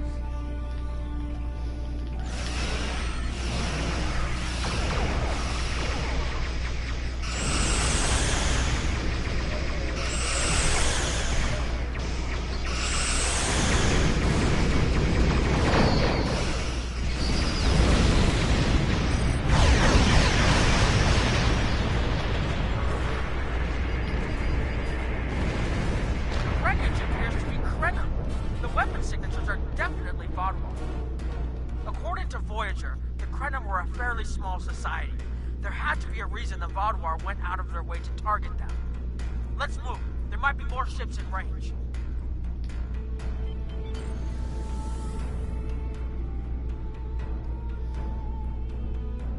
There are more Vaadwaur on an intercept course, but we may be able to avoid them.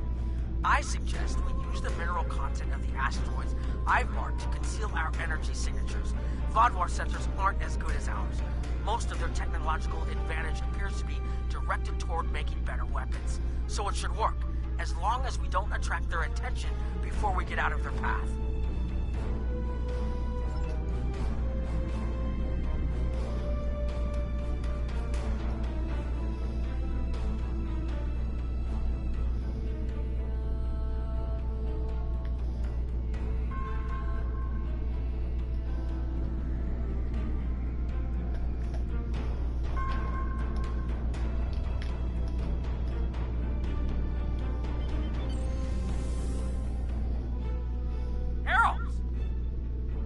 Must be looking for that Vaadwaur patrol.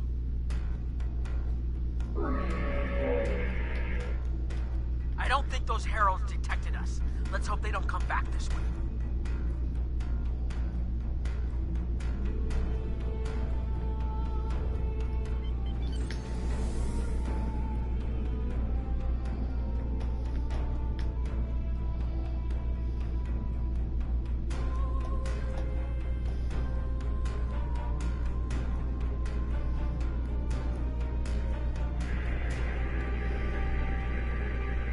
Inbound. The Vaadwaur must have gotten a signal out. So much for our investigation.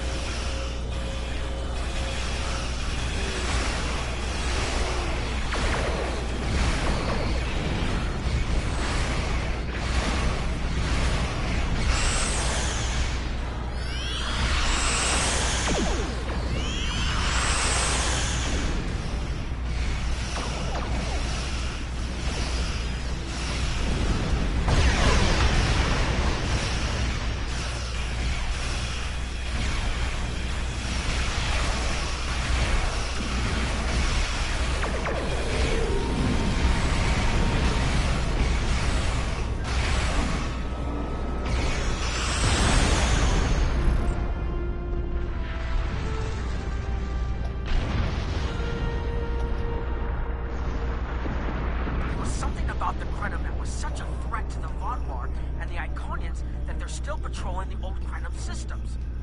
If we can find more Krenum technology, or maybe unlock what we have, we might be able to find out what is so important. That could be something the Alliance can use against the Iconians. I recommend that the Chimera and your ship patrol the outer system while we take an away team to the surface. I'll bring the device and keep trying to learn more about it.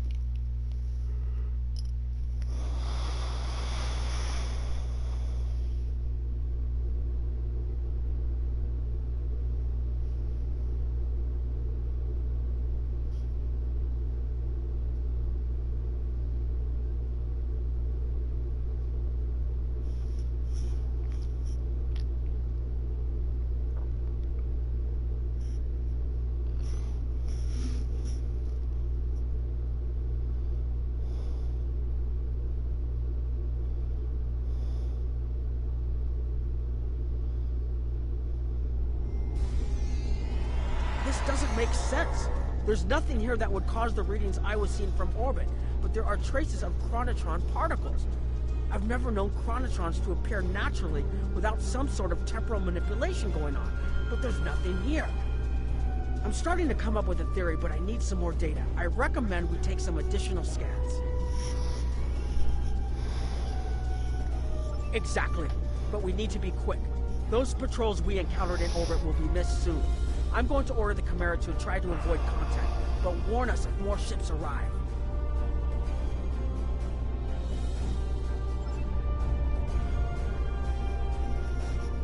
These tall spires are charged with temporal energy.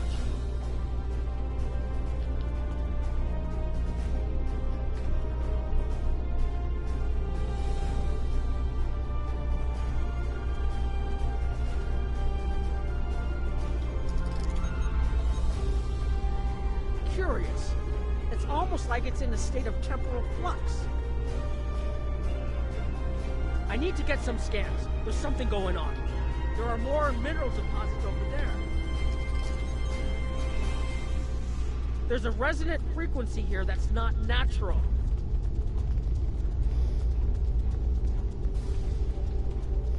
I'm reading another anomaly ahead.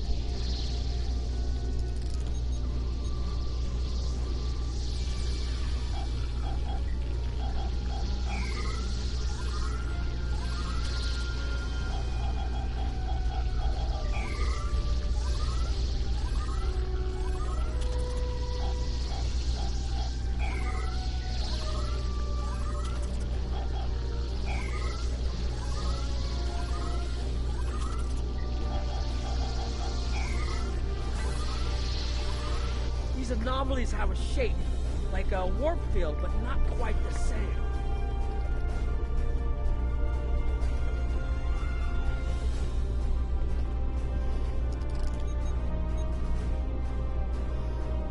The only other place I've seen sensor readings like this was in the wormhole.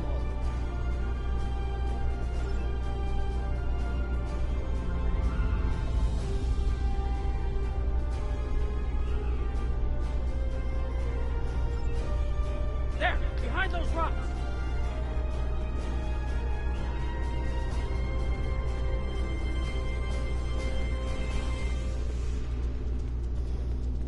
Hurry, they'll be here any moment.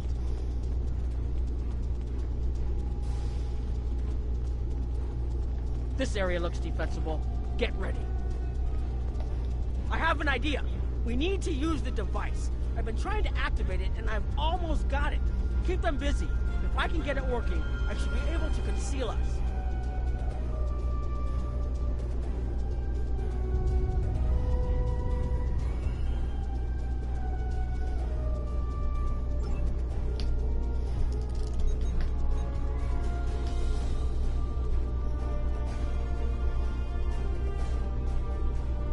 Here they come!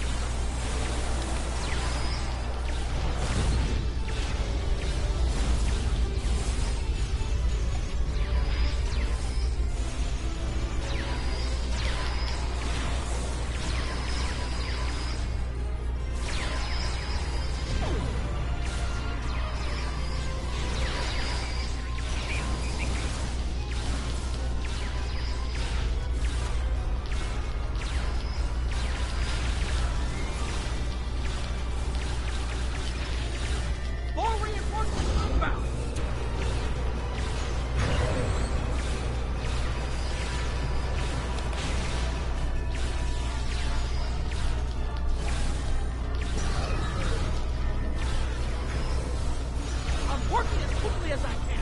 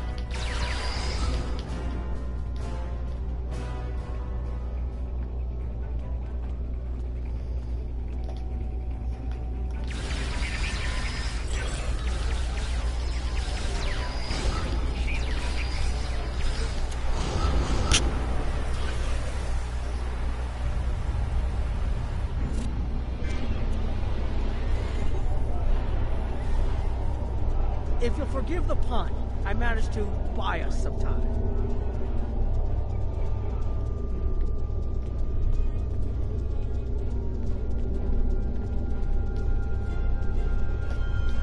It's taken me some time to convince the Krenim to help us, but they finally agreed.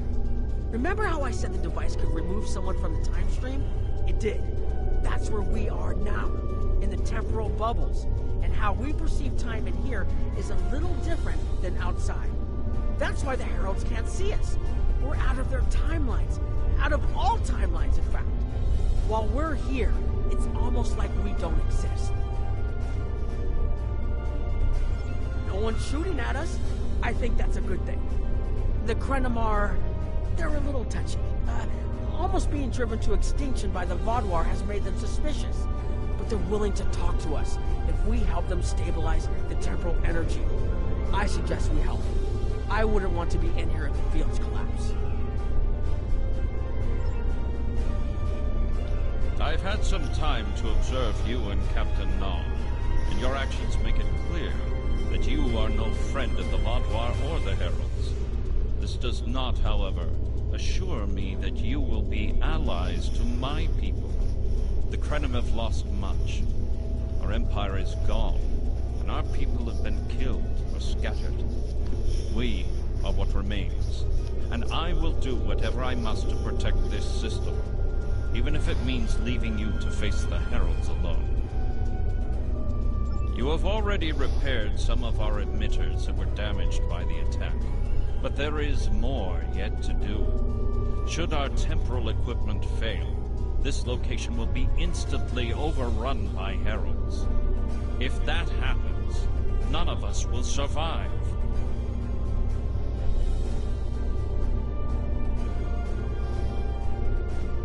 Our time stream is approximately half a second off real time. We found that's all that's needed to conceal our presence from our enemies. We can observe what happens in real time, as well as the possibilities that come from alteration of the timeline. Perhaps if we'd made different decisions, we would be able to confront the Vaadwaur as directly as you do. Alas, they overwhelmed our defenses too quickly, and we lost our fleets and most of our worlds. Now I fear that altering this present would come at too great a price. The scientist who developed this technology did so to try and correct a terrible tragedy that befell our people. But no matter what he did or how many alterations he made to the timeline, he was never able to completely restore all that was lost. It was as if time itself fought against him. Ultimately, his quest was a failure. But remnants of his work remain, and we have used those to protect what is left of the Imperium. I've had some time to observe you and Captain Nod, and your actions make it clear that you are no friend of the Vaadwaur or the Heralds. This does not, however... You have already repaired some of our emitters that were damaged by the attack, but there is more yet to do. Should our temporal equipment fail, this location will be instantly overrun by Herald. More of our emitters must be realigned, and there are other pieces of equipment my people are already working to repair. Assist my team, and then we will talk again.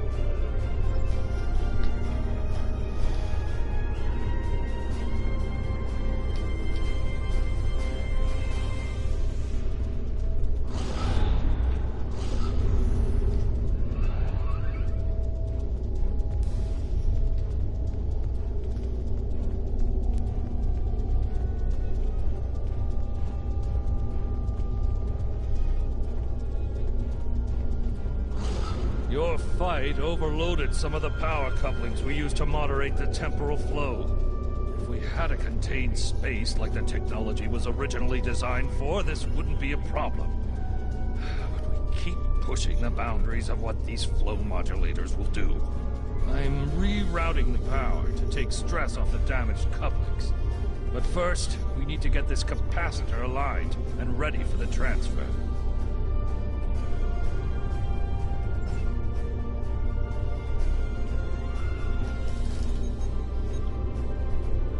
Okay, now it's starting to look like something.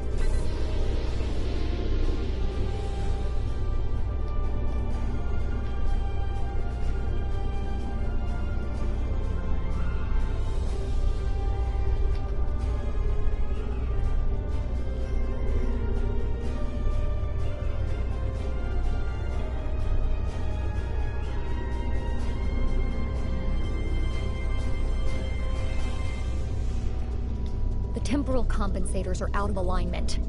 They help keep us at a stable point in the timeline. If they fail completely, we could end up lost in time. Grab a hyperspanner. We need to get this fixed before the drift coefficient moves out of the safe zone.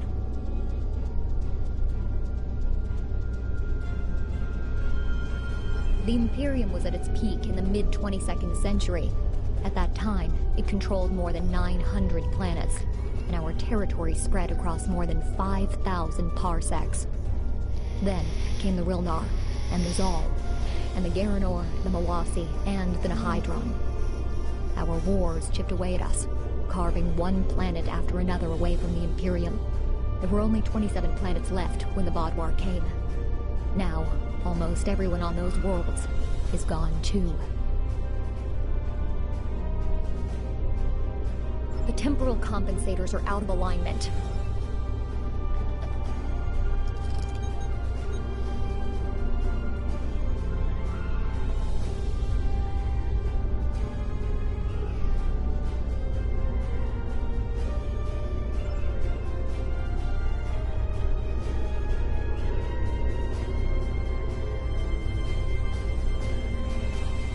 You should realign the matrix crystals.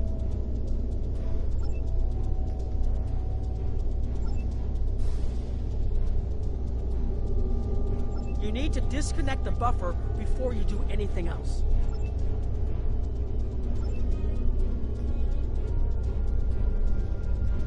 Now you need to reconnect the buffer.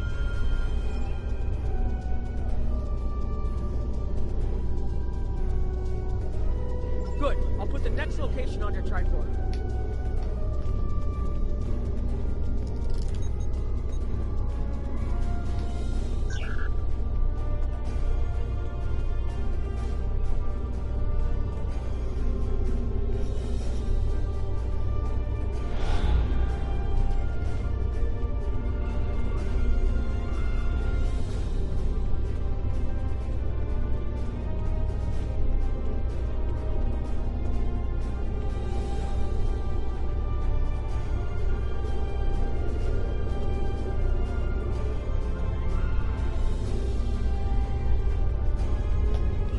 Hold this.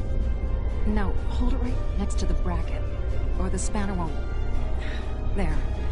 Got it, thanks. Something is putting too much stress on these components. I'm not sure what it is, but we don't have enough spare parts to keep rebuilding this transceiver. Grab a tricorder and run a level 3 diagnostic. Maybe there are some microfractures. If we can find and repair those, this should hold out until I can fabricate a new unit.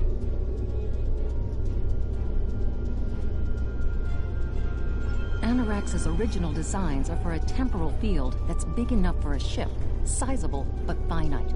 We've adapted the tech to cover much larger areas, but that makes the field more unstable, and we had to get everything operational before the Vaadwaur found us. So we cut some corners. A lot of corners. We're making updates and repairs as fast as we can, but we can't afford a failure. This tech is the only thing keeping us alive. Hold this.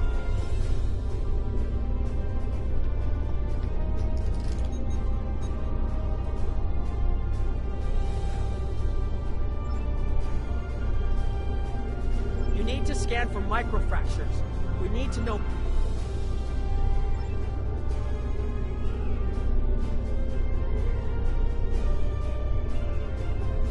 You'll need to formulate an epoxy. Here, I can show you which formula to use.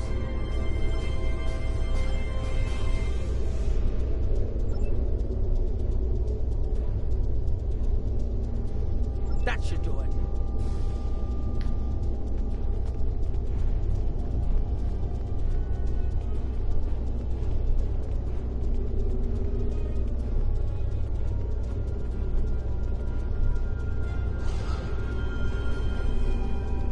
You've shown you're willing to help. Now perhaps we can come to a mutually beneficial arrangement. We have Anarax's plans, but not the... Interesting. The Heralds are opening a gateway. The repairs should be enough.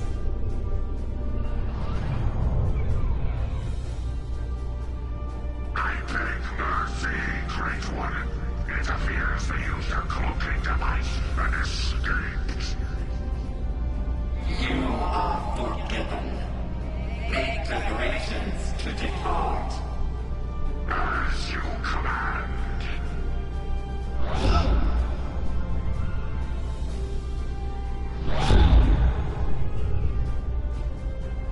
An interesting development.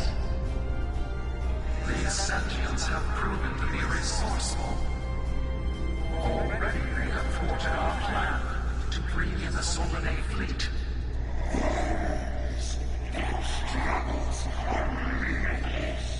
And yet they injured even you, Ticket. I advise caution. They are more dangerous than they appear. We shall bring their worlds asunder. Still not blood until it fills the oceans. It is time to strike. I understand you want vengeance, but we must not act in haste. We will continue with our plan. The whole must be as one. The whole must be as one. The attack on Iconia broke our unity. We were divided, diminished, weak. The others saved us from oblivion, but it took centuries to rebuild our bonds. We cannot risk more loss. The whole must be as one. The campaign will continue as planned.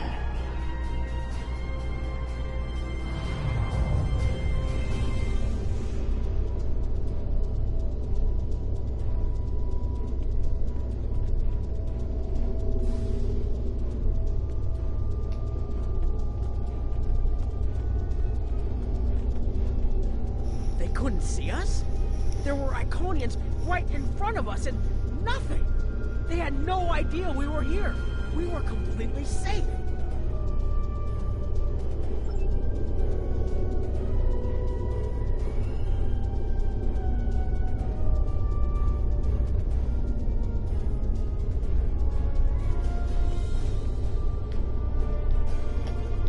The only protection left to my people is our ability to manipulate time.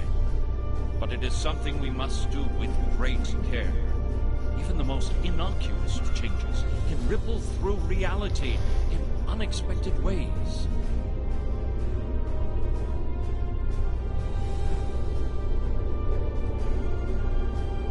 My people and I have made Anarax's theories of temporal manipulation our lives' work. In at least one temporal variant, his ship made the Krenim Imperium the undisputed masters of this region of space. If only we could recreate that vessel. Anarax designed a ship, a wondrous vessel that could manipulate the time streams and erase elements in an attempt to bring about a desired result. Our records show that he even attempted to use this vessel to restore the Krenim's fortunes, but he was defeated by an unknown alliance. Afterward, the Krenim Imperium declined, as perhaps was its fate all along. We were diminished, but content to let time progress as it would, until the Vaadwaur. The first Krenim worlds to fall managed to warn the others. When the Vaadwaur came, we hid ourselves in the time stream. It was the only way we survived. Before the Vaadwaur arrived, we were working on a relic. It was a replica of Anarax's time ship. With it, we could have gone back and eliminated the Vaadwaur threat before it even began. The Vaadwaur's assault on the Imperium took too much from us. Now we possess Anarax's work, but not the means to bring it to life. You have seen what our technology can do. We have the designs. You have the manpower and the materials. Perhaps your governments would be interested in mutual cooperation. Allow us a chance to undo what the Vaadwaur did, and we will give you something that will erase your enemies from time itself.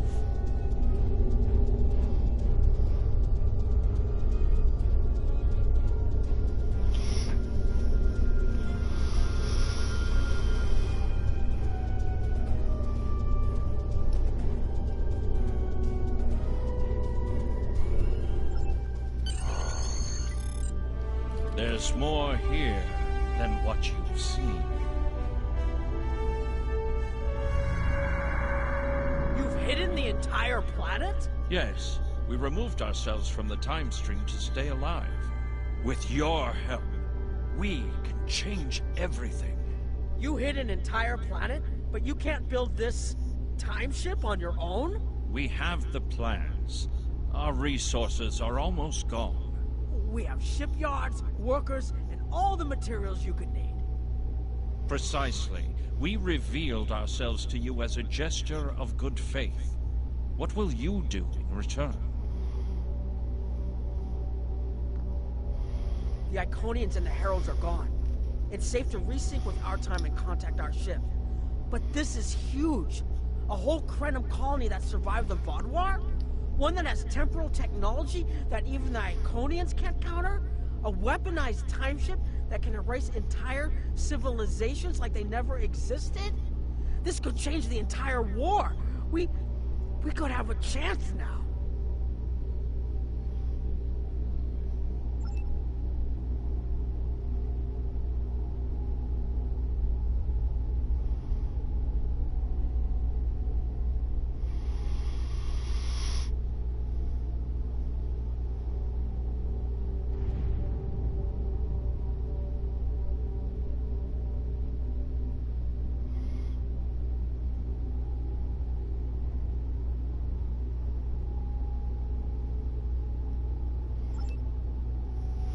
Energize.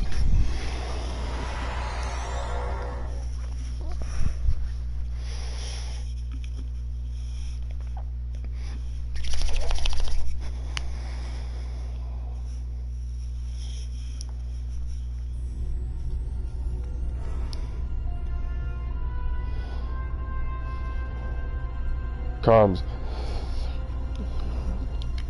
Open channel. Mechanics is not a complication we need, but this weapon they are proposing sounds intriguing. You and Captain Nog were correct in thinking the Alliance would be interested in investigating such a thing. Personally, I approve of anything the Iconians might fear. Comply!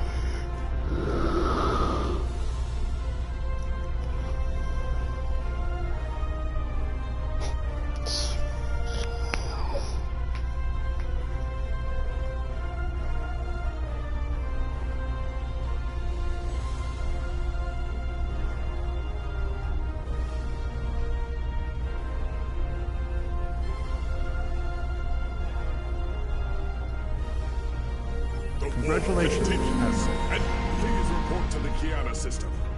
Our partnership with the Krenim is starting to bear fruit, but the project may take more time to complete than we have left. We must consider any plan that ensures our survival.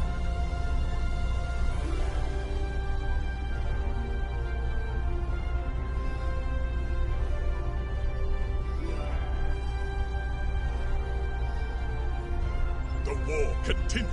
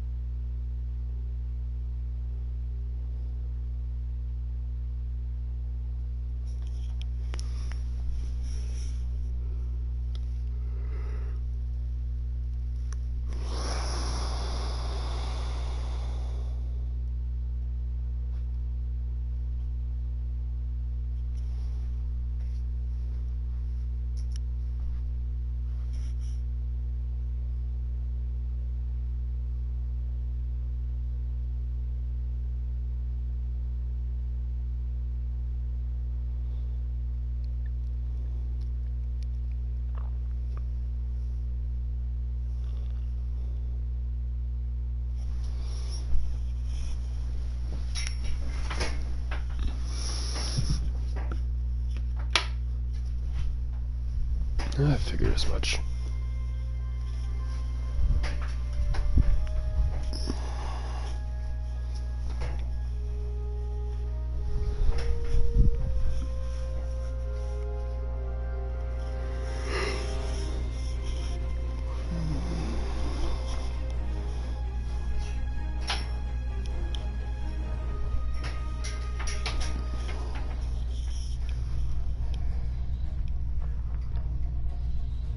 You are cleared for docking.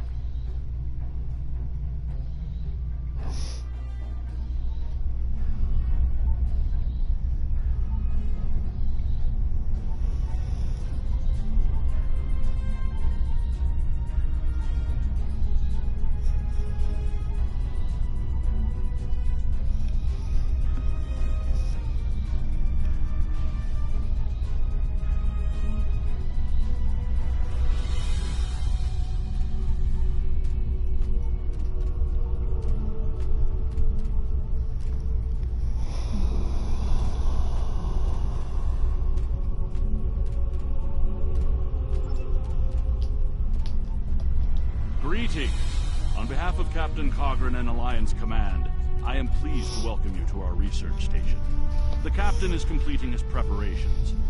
In the meantime, I will give you a tour of the facility, where we are building a weapon that will end the Iconian threat once and for all.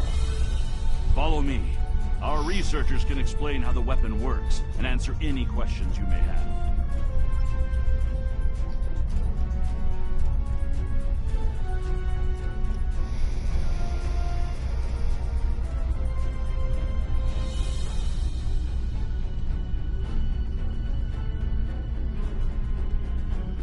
Here, we have the development area. How much do you know about the Krenim, 7 of 9? The Borg have extensive records on Krenim. They're a species of great interest to the Collective. I'm not sure I like the idea of the Borg studying us like a bug in a petri dish. I'm not sure I like the idea of the Borg studying anyone. And what about the Iconians? The Collective spent a great deal of resources pursuing Iconian technology. They believed the species to be extinct. They were incorrect. So much for the Borg knowing everything. The Iconians' technology is far beyond even the capabilities of the Borg.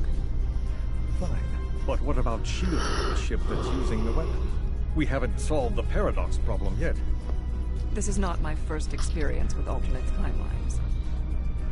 It would be possible to develop a form of temporal shielding to protect this vessel from alterations in the timeline.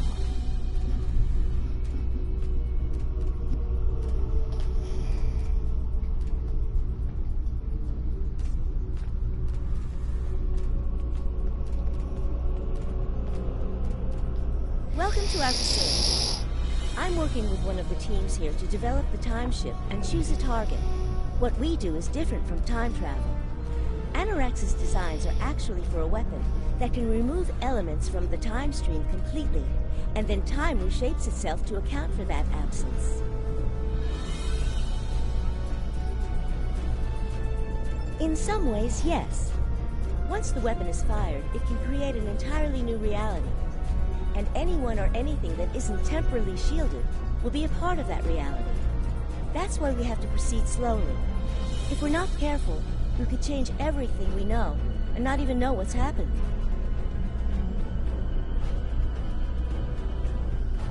But think of the possibilities. We could reverse the effects of wars, stop threats like the Iconians, even turn back time, and eliminate the Borg. This is a weapon, but it's one that can make a better galaxy.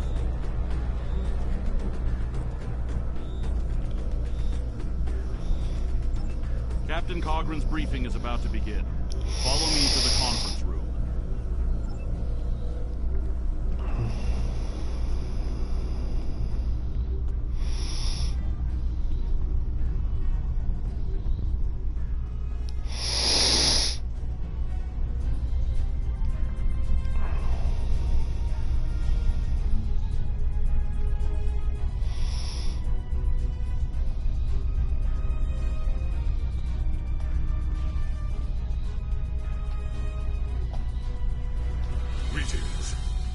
heard much about your victories against the Iconians. It is an honor to work with a warrior like yourself. We are almost ready to begin. First, however, Agent Cray would like a word.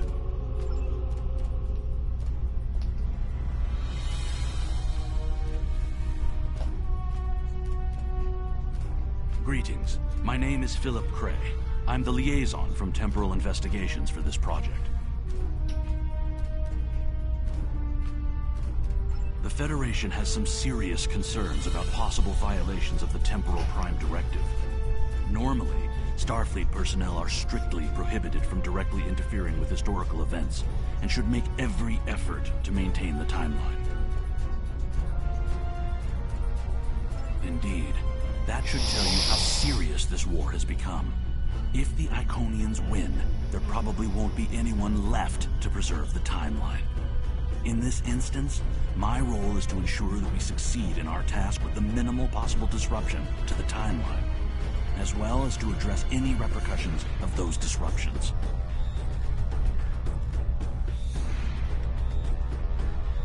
I don't disagree. As a Starfleet officer, I am sworn to uphold the Temporal Prime Directive. Not only that, but I have seen firsthand the dangers that come from ignoring it.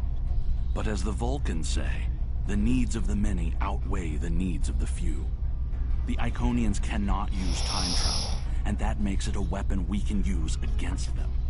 We must consider carefully whether it is too dangerous of a weapon to use at all.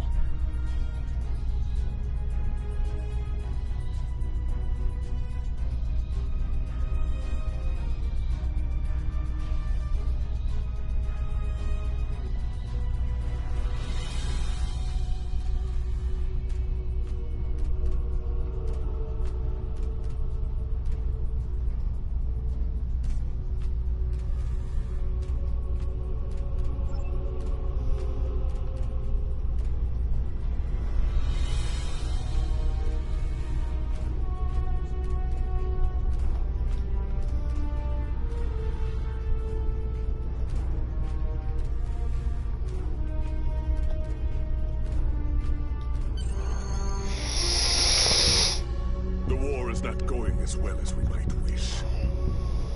Our fleets are protecting key worms, but dozens of other targets have fallen to Herald attacks.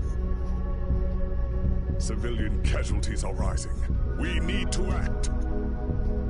This facility is building a device to turn the tide in our favor. Captain Nog, what is the status of the weapon? We've had some setbacks, Captain. We're still weeks from a working prototype. No amount of temporal manipulation will change that. And have you chosen a target for the temporal incursion? We are still running simulations. We've configured the holodecks to help us evaluate the possible changes that occur after removing an element from the time stream. Some of these scenarios show promise, but none are exactly what you want. Very well. We cannot afford to wait another day. We are losing this war. We need to strike now. A direct engagement is our only option. We will put all our resources into a full attack on the Iconians. Every ship we can muster will be a part of one massive strike against the Herald Sphere. Captain Paris is already moving into position with the Vanguard. Ships here will report to the Herald Sphere as soon as possible. There will be more warriors in Stovokor tonight. But first, we will make the Iconians bleed.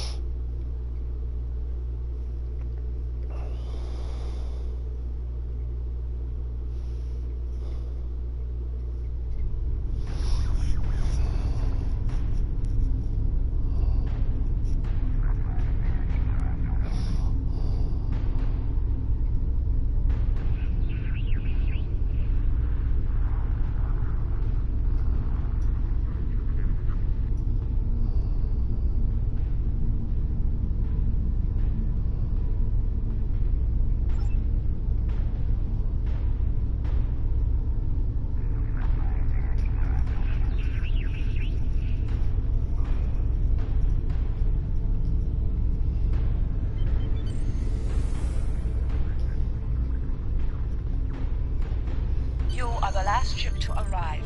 We are ready to set course for the sphere. Roger. Helm, set course. Engage. You are cleared for departure.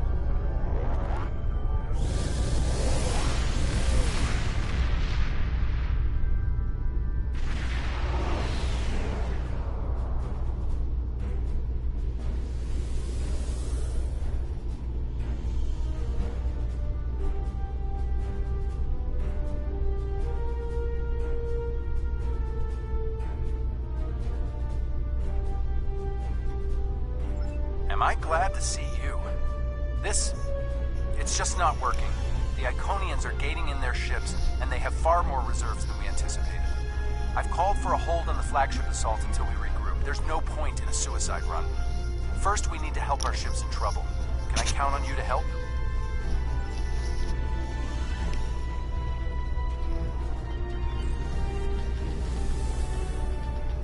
This is Pilot X from the USS Keller. We are losing work and are in need of immediate assistance.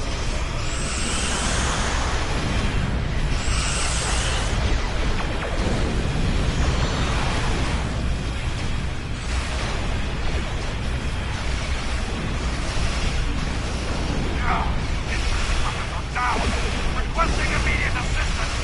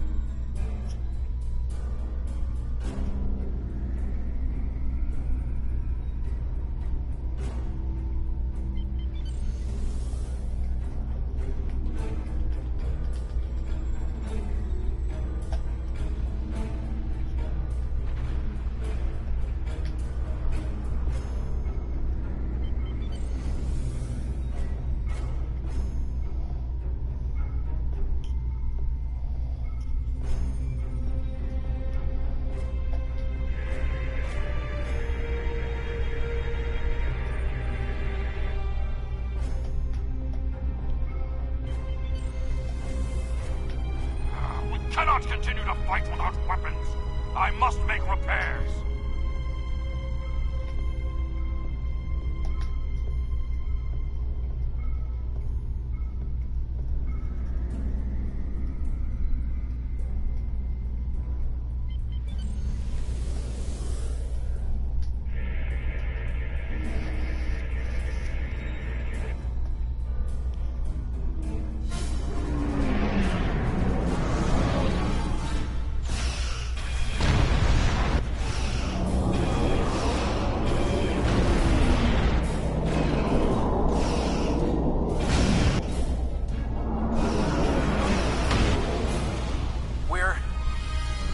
falling back.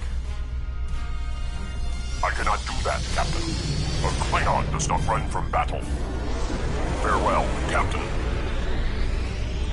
Today is a good day to die.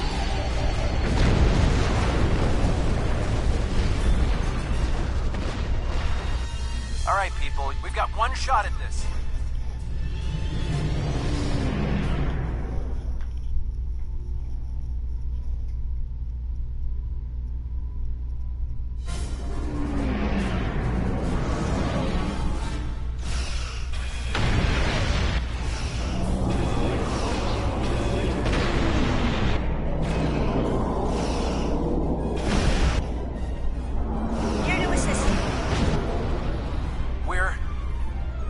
Falling back.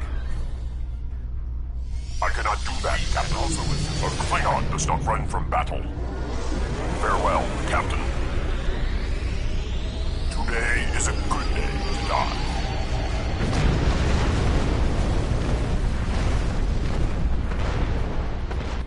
All right, people, we've got one shot at this.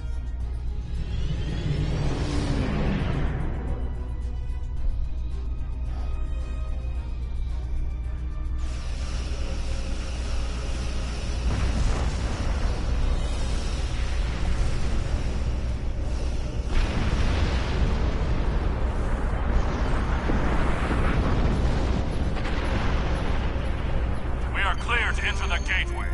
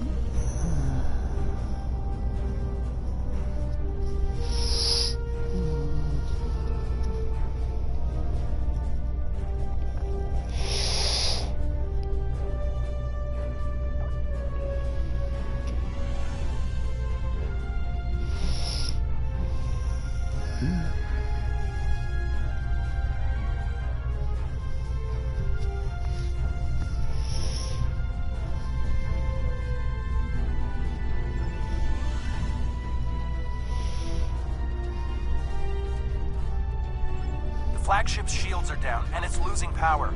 Looks like they're trying to interface with the sphere to give themselves a boost. This might be our one chance to board it and take control. I have 3 troop transports standing by.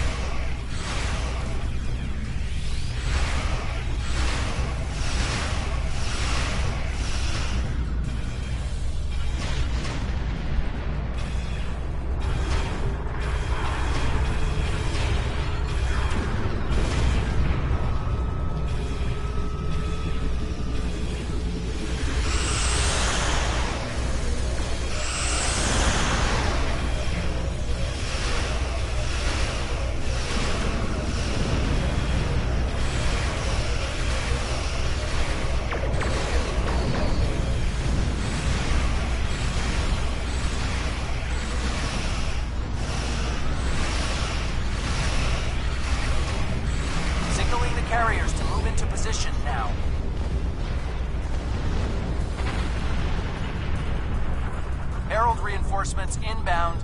We need to deal with them.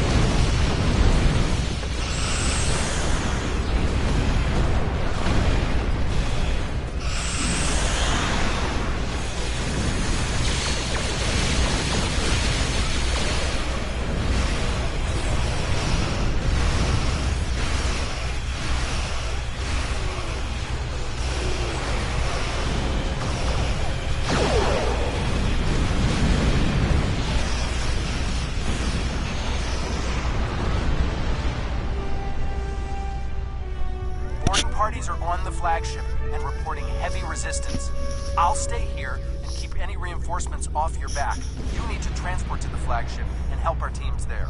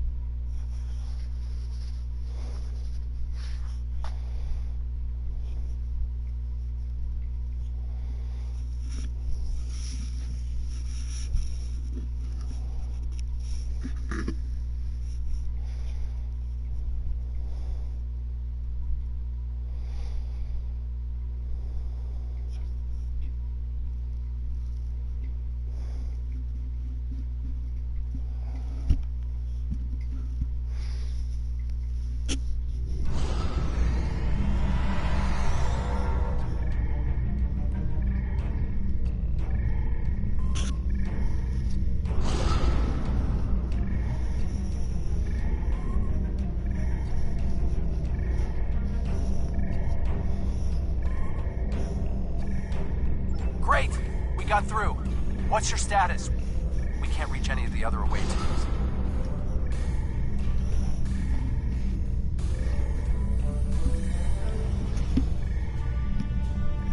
Acknowledged. Sensors are picking up power fluctuations near your coordinates. The impact with the Quartar must have disrupted their systems. Start disabling anything you can reach. If we do enough damage, maybe that will help us take their ship.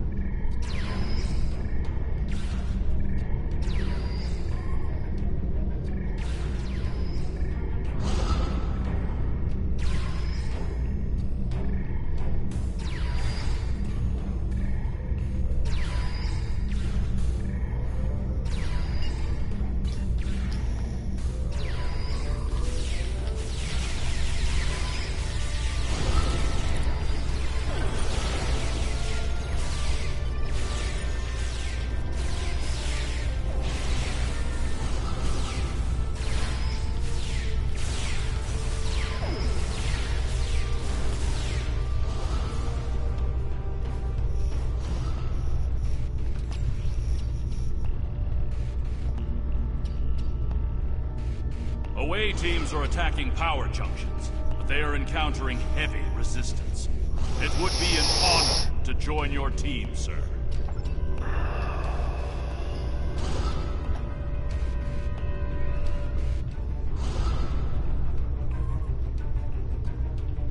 Away teams reporting in, sir. Heavy resistance and heavy casualties.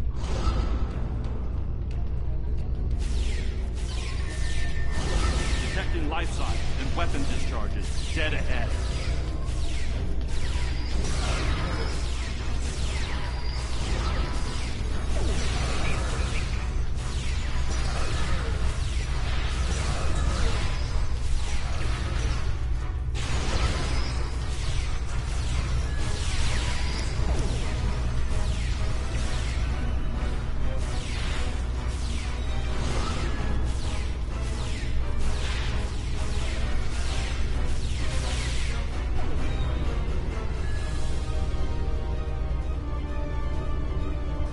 Detecting Federation and Herald weapons fire beyond this door. There is also a power junction.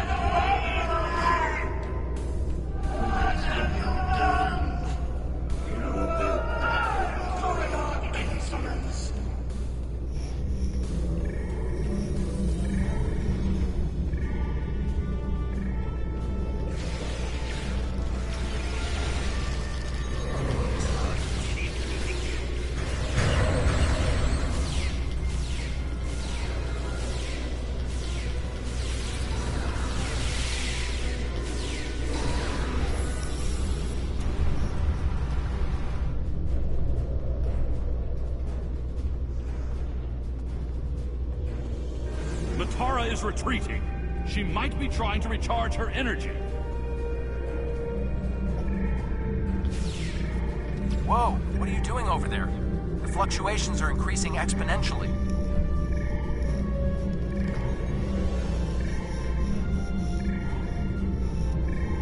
Interesting, but it makes sense. The Iconians are energy beings. If Matara can't use the ship's systems, she'll use herself as a battery for the gateways. But that's probably dangerous for her. She's bleeding herself dry with every gateway. Keep at it. If you can drain enough of her energy, she might make herself vulnerable. Herald, reinforcements!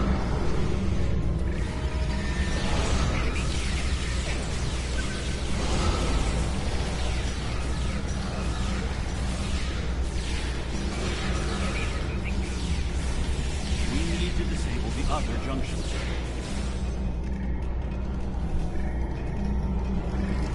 There is another power junction ahead.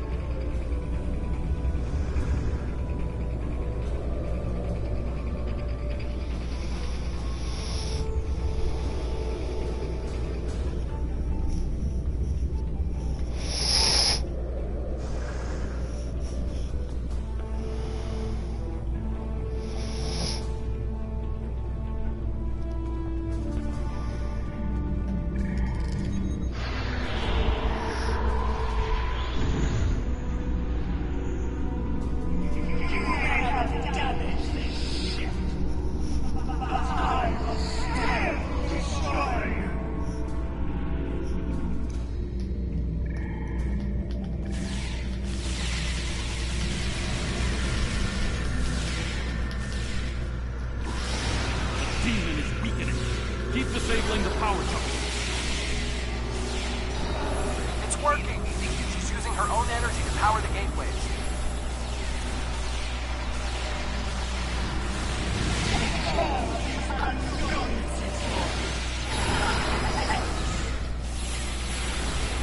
More reinforcements, sir.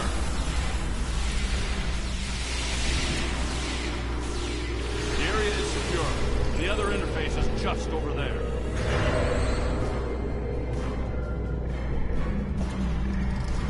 I am detecting a third junction ahead.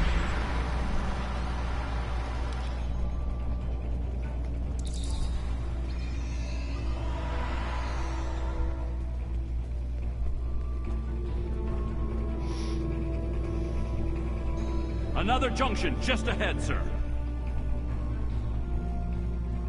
If we can keep forcing the creature to use her own power, we can weaken her enough to defeat her.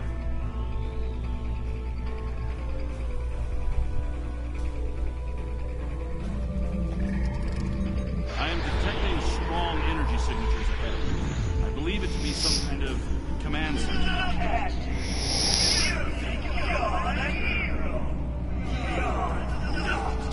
You're weak, pathetic. I will destroy you.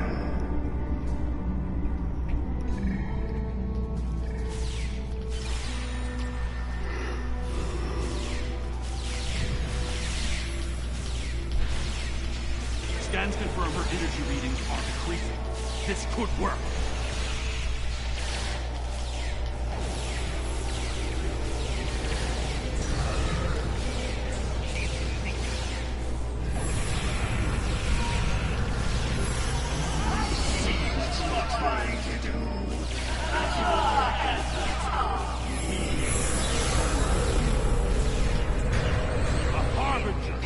Prepare yourself!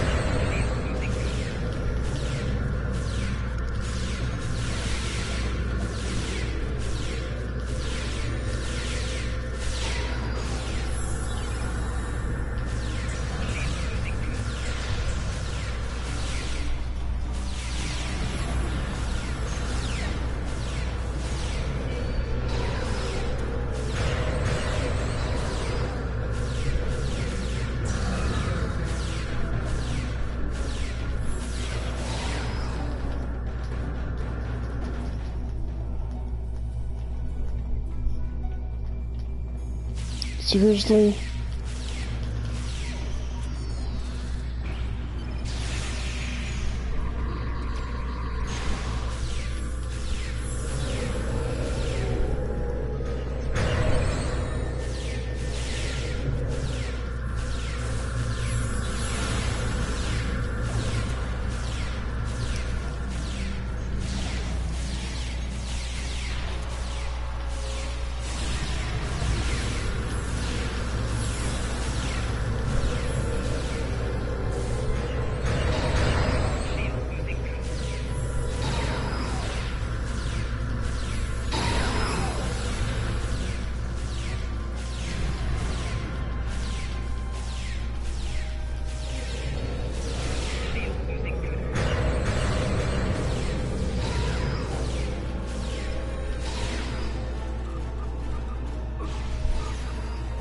Dang it.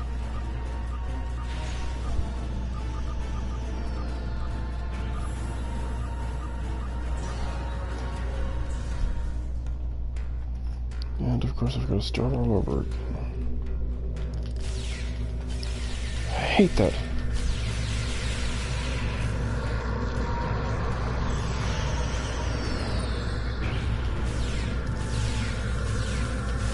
I'm sick and tired of this guy.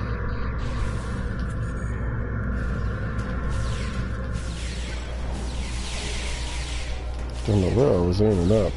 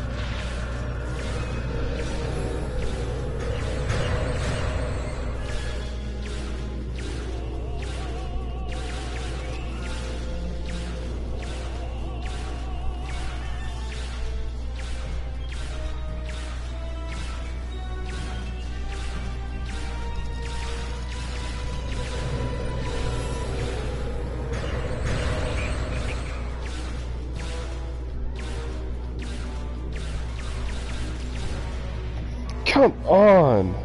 Seriously?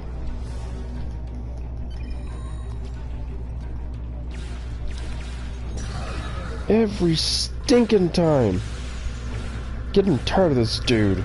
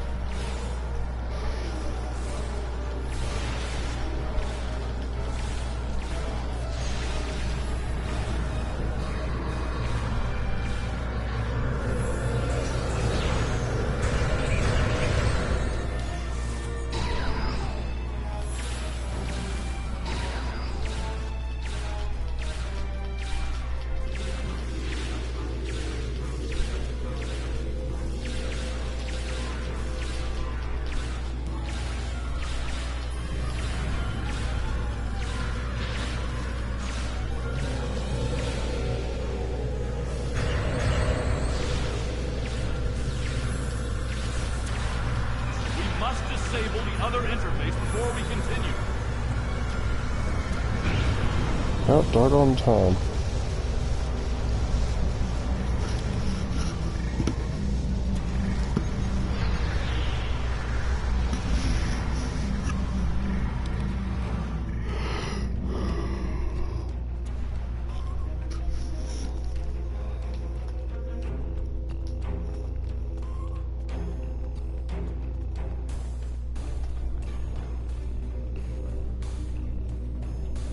The area ahead contains 4 interface junctions.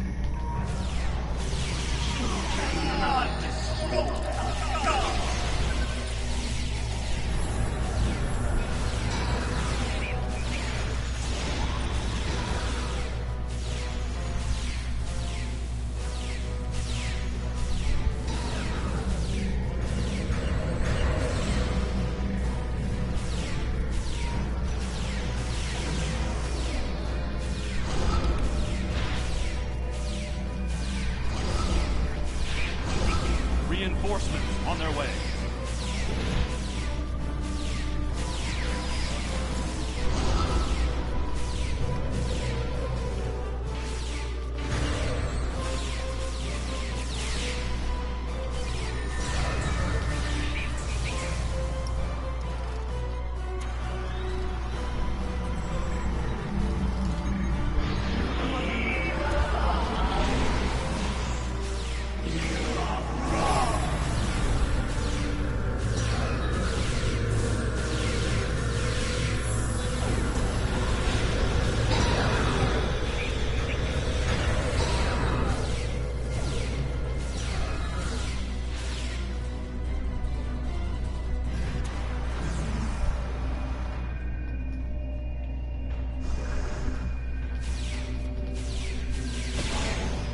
Reinforcements. Watch your back.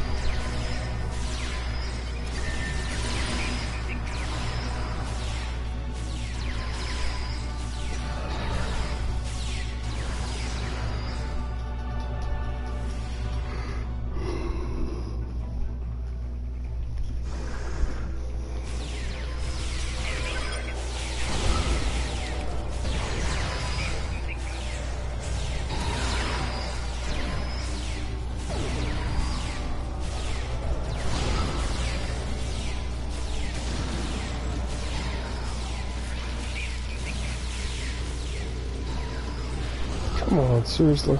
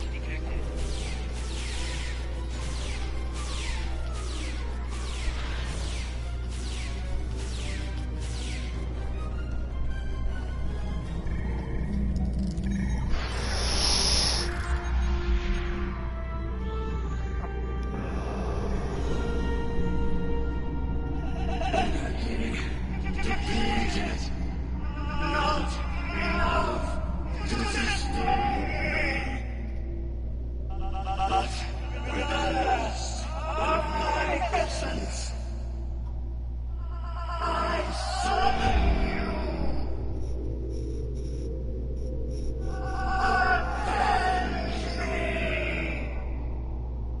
Patara. Patara. The immortal has fallen. Our sister.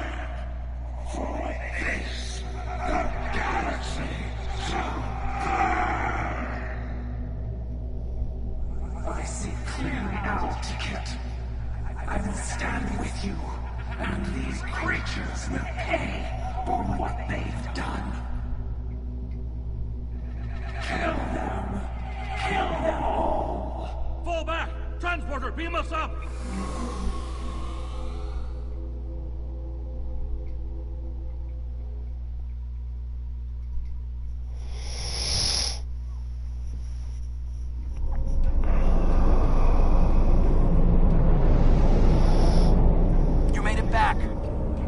Yourself among a fortunate few. What's the situation on the flagship? I hate to say it, but that might be the first bit of good news I've heard all day. Okay, we need to fall back. While there's still a chance, the Heralds will be coming back in force.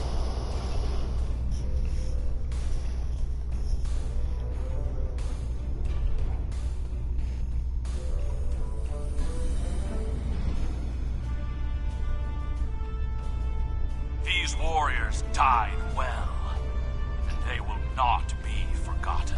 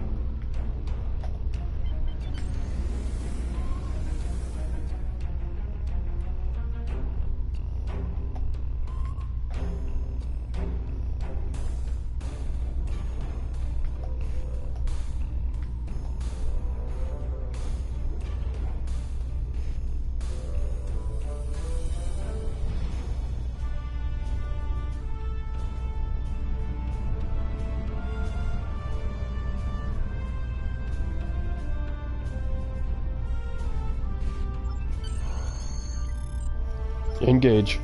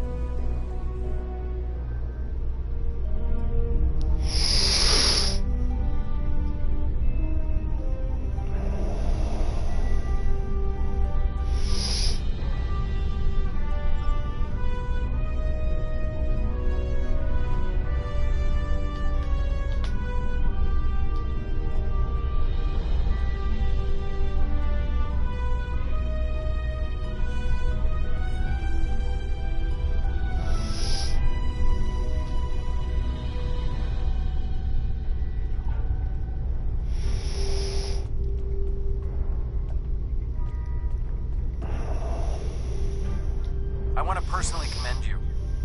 Whatever success we had in this mission was thanks to you. The Iconians have lost their leader. Their unity is broken. That That might give us an opening to end this war. The cost, though? All those people? I can't help but feel that I failed them.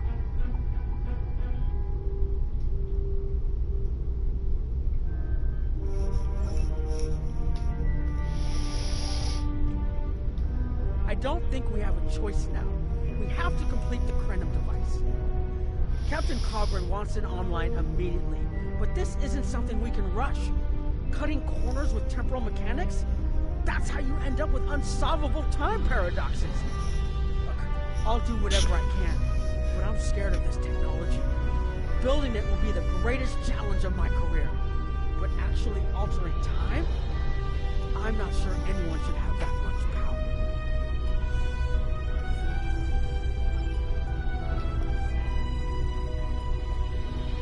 Despite the extraordinary efforts of you and many others, our operation was a failure. We're still totaling up the casualties, but the cost was too great. The Heralds still stand.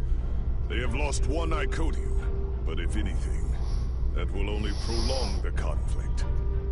Defeating Matara was a combination of the sacrifice of Guroth and many others, your quick thinking and martial prowess, and the Iconians' arrogance. Matara did not believe an Iconian could die. The others will not make the same mistake.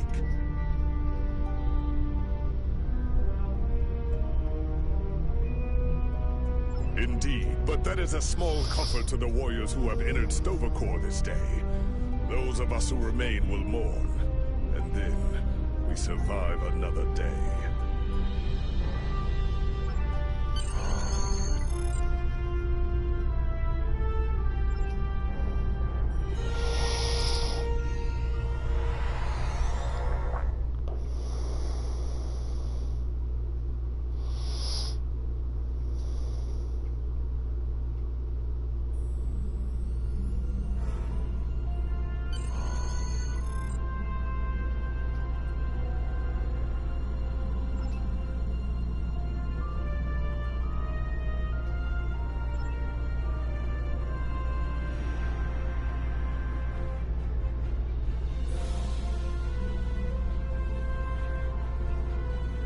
Our losses were great today, and we will mourn for every hero who died defending their galaxy. I am a warrior. I believe in honorable combat, direct tactics, and looking my enemy in the eye. Although you did manage to destroy Matara and break the unity of the Iconians, I now see that we cannot use traditional combat to defeat them. Captain Nog and his team will continue their work on the weapon. It may be our only option.